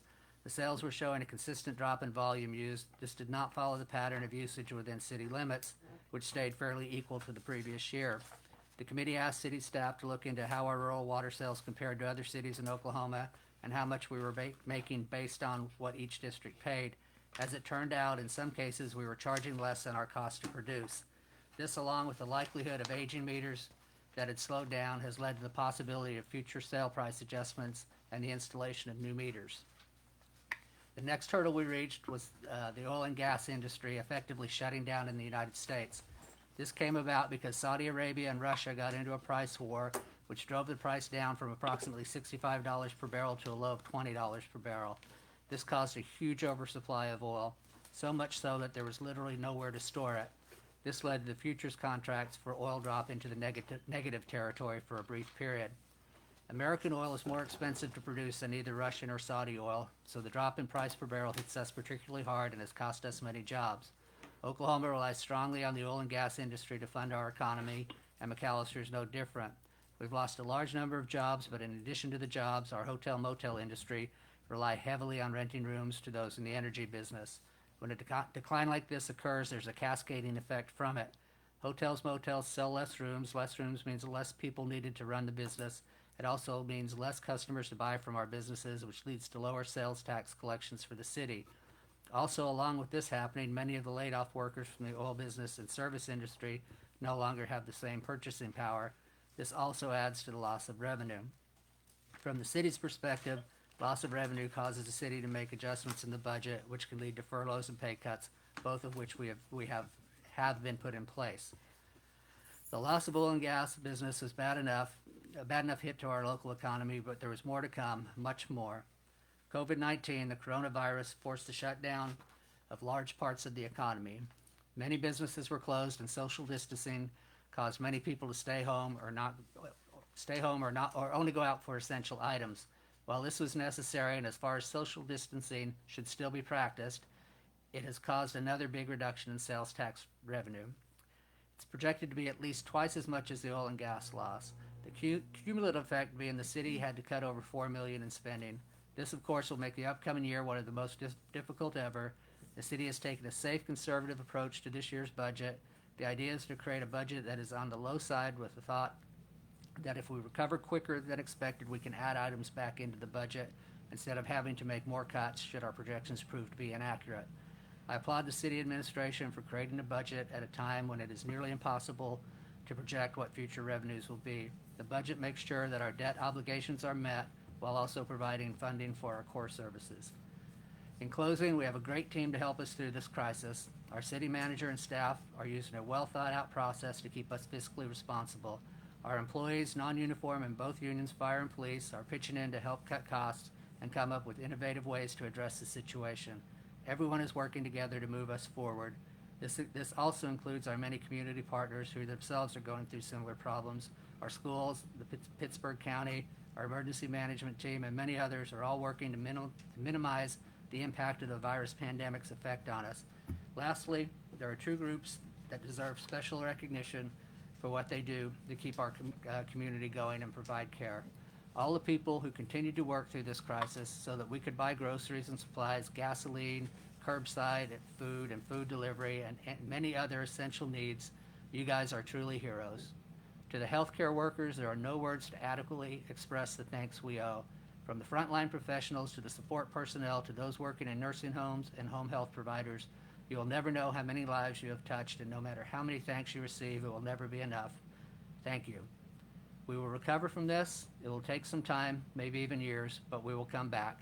We have too many good people in our city to ever let anything keep us down. I started with a quote from Dickens, and I will close with one from C.S. Lewis. There are far better things ahead than any that we leave behind. That concludes the state of the city, and we will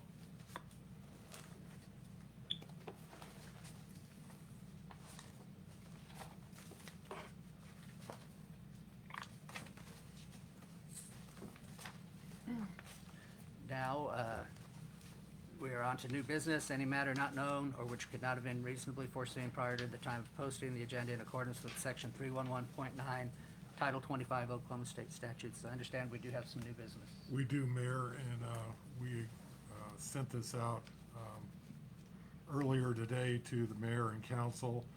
This is information that came through the email system here at the city on Sunday. As you're aware, we weren't here yesterday, and as soon as we realized, were able to look at this information this morning, we realized that in order to get this accomplished, it would need to be done today because the deadline on this is June the 1st and our next council meeting is June the 9th. So what we're asking for tonight is consideration to act upon federal funding certificate with the state of Oklahoma for the Coronavirus Relief Fund as created in the CARES Act and designating Stephanie Giacomo, grant writer and administrator, as the legally authorized representative of the city of McAllister to submit requests and administer programs to the state of Oklahoma. This is funding reimbursement through the CARES Act. Some of the qualifying areas are payroll and benefit costs for public safety employees and employees who have spent at least 50% of their time on COVID-19 related activities. To give you an idea of three individuals and a position is Brett Brewer, Assistant Chief Brooks, Stephanie Giacomo as Public Information Officer through Emergency Management, and also some of our police officers that work security at the hospital 24 hours a day. So those are some areas that are reimbursable. Any necessary expenditures due to the public health emergency for COVID-19. This can be hand sanitizers. There were emergency times where we had to send people and equipment to go pick up PPE for agencies throughout southeast Oklahoma that were under an emergency situation. 25 match towards the COVID-19 FEMA grant. Everything will be submitted under the FEMA grant. FEMA only reimburses at 75%. The CARES Act will pick up the other 25% so that the city will be made whole. That covers PPE, equipment, and overtime necessary for emergency protective measures. And then any additional unemployment insurance costs incurred by the city as an employer. So this information, as you're aware, the state has received about $1.4 billion in CARES Act money, and this is how it will be distributed from the state down to municipalities. So we need to get this approved and authorizing Stephanie as the grant writer and administrator as a representative for the city. So due to timing, Mayor, we needed to bring this forward today. Okay. Are there any questions? Councilwoman Harrison? Councilwoman Harrison. Is there any specific amount, Mr. Stasiak, that we might get, or just we have to apply and then find out what we'll get? Or do you know? No, this is all based on expenditures that the city has done. Oh, okay. That'll be And returned in. It's personnel time, benefits, equipment, anything that we spent that was COVID related. COVID related. All right, thank you. Yes, ma'am. Any other questions? Take a motion in a second. Mr. Oh, Mayor. Go ahead. I couldn't hear the city manager as well. That was anything we would have spent money on combating COVID-19. So if we would have done any kind of projects, donations, anything like that, it would have covered that as well, or just personnel and salaries and worker employment, things like that. Councilman, it's just salaries, personnel, it's direct costs associated here with the city. Okay, thank you. Any other questions? Mayor, Councilman Pritchard, I have a question. Go ahead. And you kind of broke up city manager, so you may have said this. How much money does the city anticipate receiving under this fund? Councilman, we have not pulled that information together. That information is, we just got this stuff, what's reimbursable. Sunday morning, the first time that we saw what was eligible was this morning at 8 o'clock. And so we've got this week to pull that information together. I would imagine it might be $5,000 to $10,000. Okay, thank you. Any other questions? Now take a motion in a second. Motion, Councilman Smith, Second, Councilwoman Harrison. Any discussion? Cora, would you call the roll, please? Councilman Smith, Yes. Harrison, Yes. Brown, Yes. Pritchard, Yes. Stevens, Yes. Cox, Yeah. Mayor. Yes, and the motion carries. We're on to city manager's report. Mayor, members of the council, I've got a couple of things that I'd like to bring you up to speed. We have been notified by Stage, the clothing store, that they have filed bankruptcy. I think everybody's aware that Stage has been going through a process, and they are changing their store to a Gordman's. Gordman's is an affiliate of Stage, and we anticipate Gordman's moving forward within our city. J.C. Penney, we do not know the status on that, but I can tell you that throughout the United States, J.C. Penney has 850 stores, and they have announced that they'll be closing 240 of those stores. We do not know if McAllister is on that list. I gave you a utility billing update on waiver of fees and services that the city has gone through. At our next council meeting, we've been negotiating the Republic Services contract for waste removal here at the city. We'll be bringing those recommendations forward with that contract. And the last thing that I would like to talk about is we had another retiree this week. His last day is Friday. Although as of last week, he's gone on vacation, and that person is Mel Pretty. Mel Pretty has worked for the city for 48 years of service with this community. It is absolutely phenomenal what Mel has done over that period of time and what he has accomplished here at this city. If you go and look at our outstanding parks, and I refer to these as outstanding parks, what's been accomplished by him and his staff, and the playground equipment that this council has approved for our community, it is phenomenal. And if you get the chance, please congratulate Mel. He has taken the early retirement. I don't think he was planning on retiring, but I think the incentive was something that he considered, and but just, I commend him for 48 years with this city. Absolutely wonderful. And I thank him. That's all I have, Mayor. We're on to remarks and inquiries by city council. Councilman Smith? Yeah, I want to thank Mel for his work also. I want to congratulate the city on finishing the roundabout and the renewal of the street between 5th and 6th on Washington. It's really super. The parking now in front of the post office, you don't have to drive around it.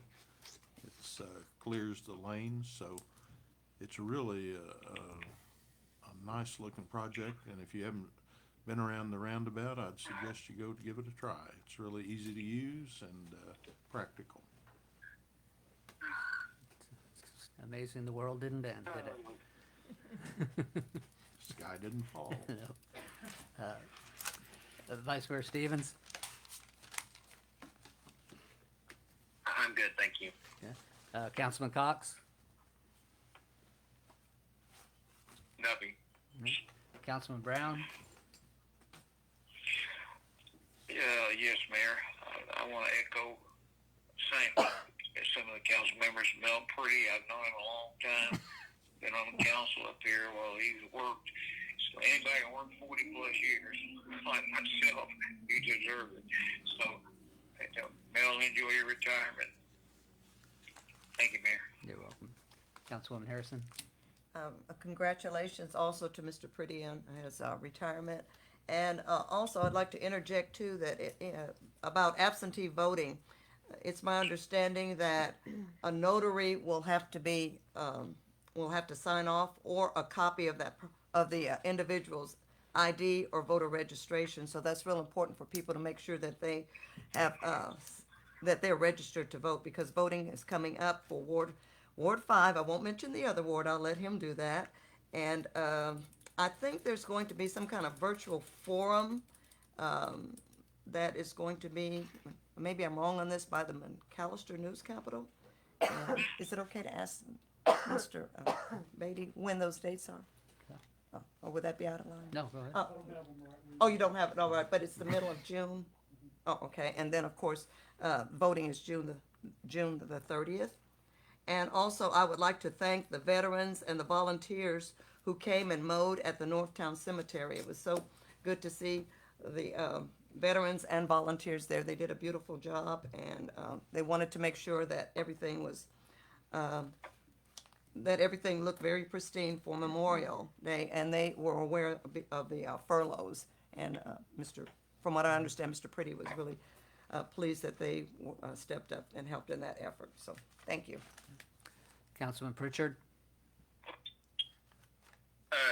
City Manager, when do you anticipate having the negotiations with the police and fire department complete? I'm anticipating them getting back to me sometime this week, and hopefully this week or next week I'll be able to sit down with them and see what they have taken my proposal to the employees, and hopefully I will get those answers this week. Okay. Councilman Smith was talking about the Washington Street project. I noticed the other day, maybe it's been fixed now, but there's like I think it's a water line on the north side of the street there, laying out on top of the grass. Do you know what's going on with that? Is that still the current situation? I do. One of the things that happened on Washington Street between 5th and 6th is that new water line is on the south side of the street, or the post office side.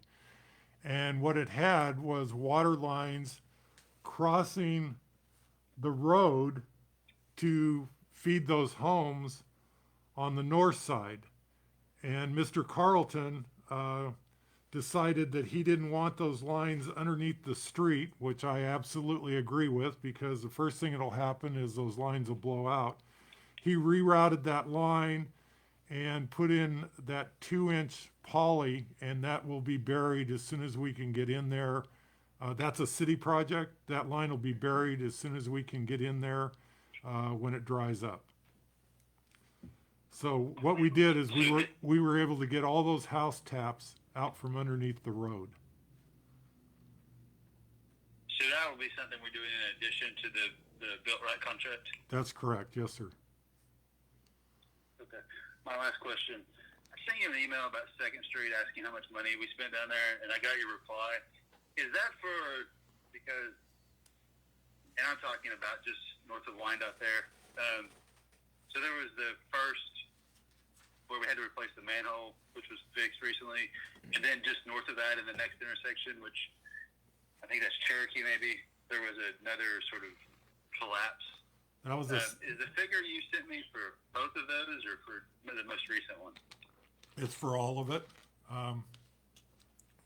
So it's the manholes and the additional sinkhole that opened up on Cherokee and 2nd Street. Okay, thank you. Yes. We'll move to mayor's comments. We want to reiterate what everyone else has said. Thank Mel for 48 years, and part of those 48 years I actually worked for him. So Mel's a really good guy. Want to also all of the other people that retired that took the early out. I know we've had what did we say 14. I know I worked with Delane, and I've known Bobby Tucker from playing ball for years, and I want to congratulate all those guys on their retirement.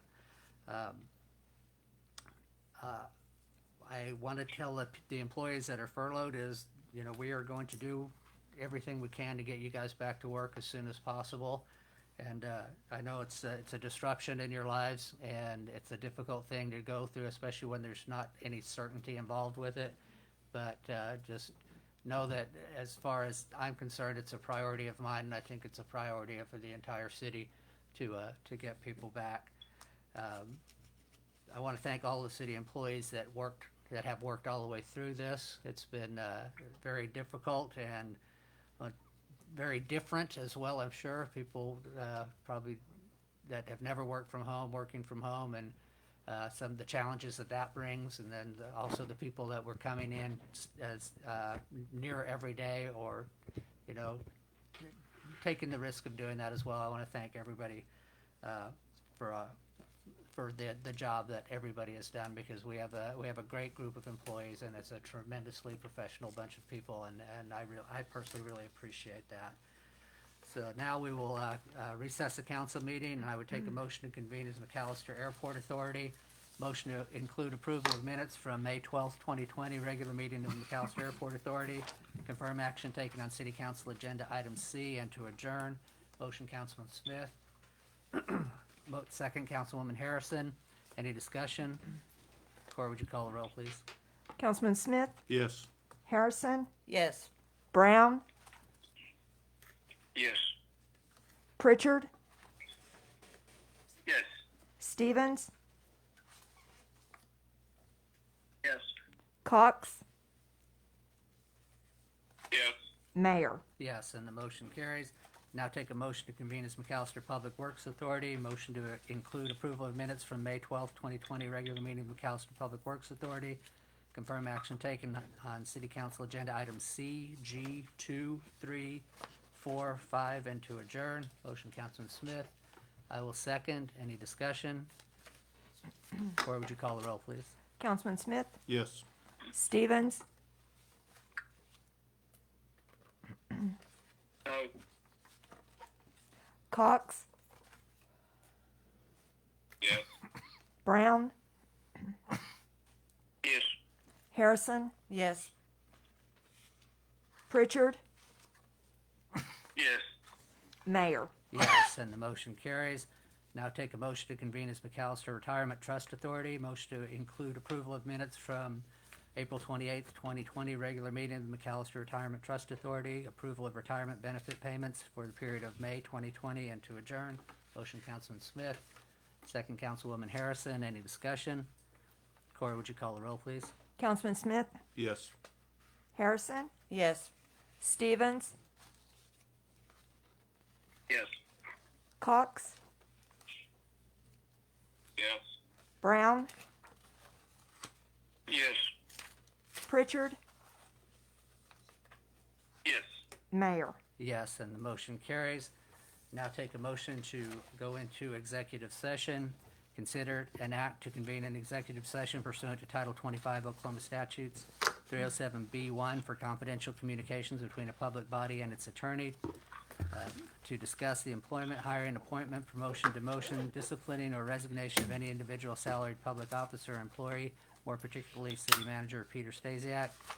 Take a motion, Councilman Smith. I will second. Any discussion? Cora, would you call the roll, please? Councilman Smith, Yes. Harrison, Yes. Pritchard, Yes. Stevens, Yes. Cox, Yes. Brown, Yes. Mayor. Yes, and we are in executive session.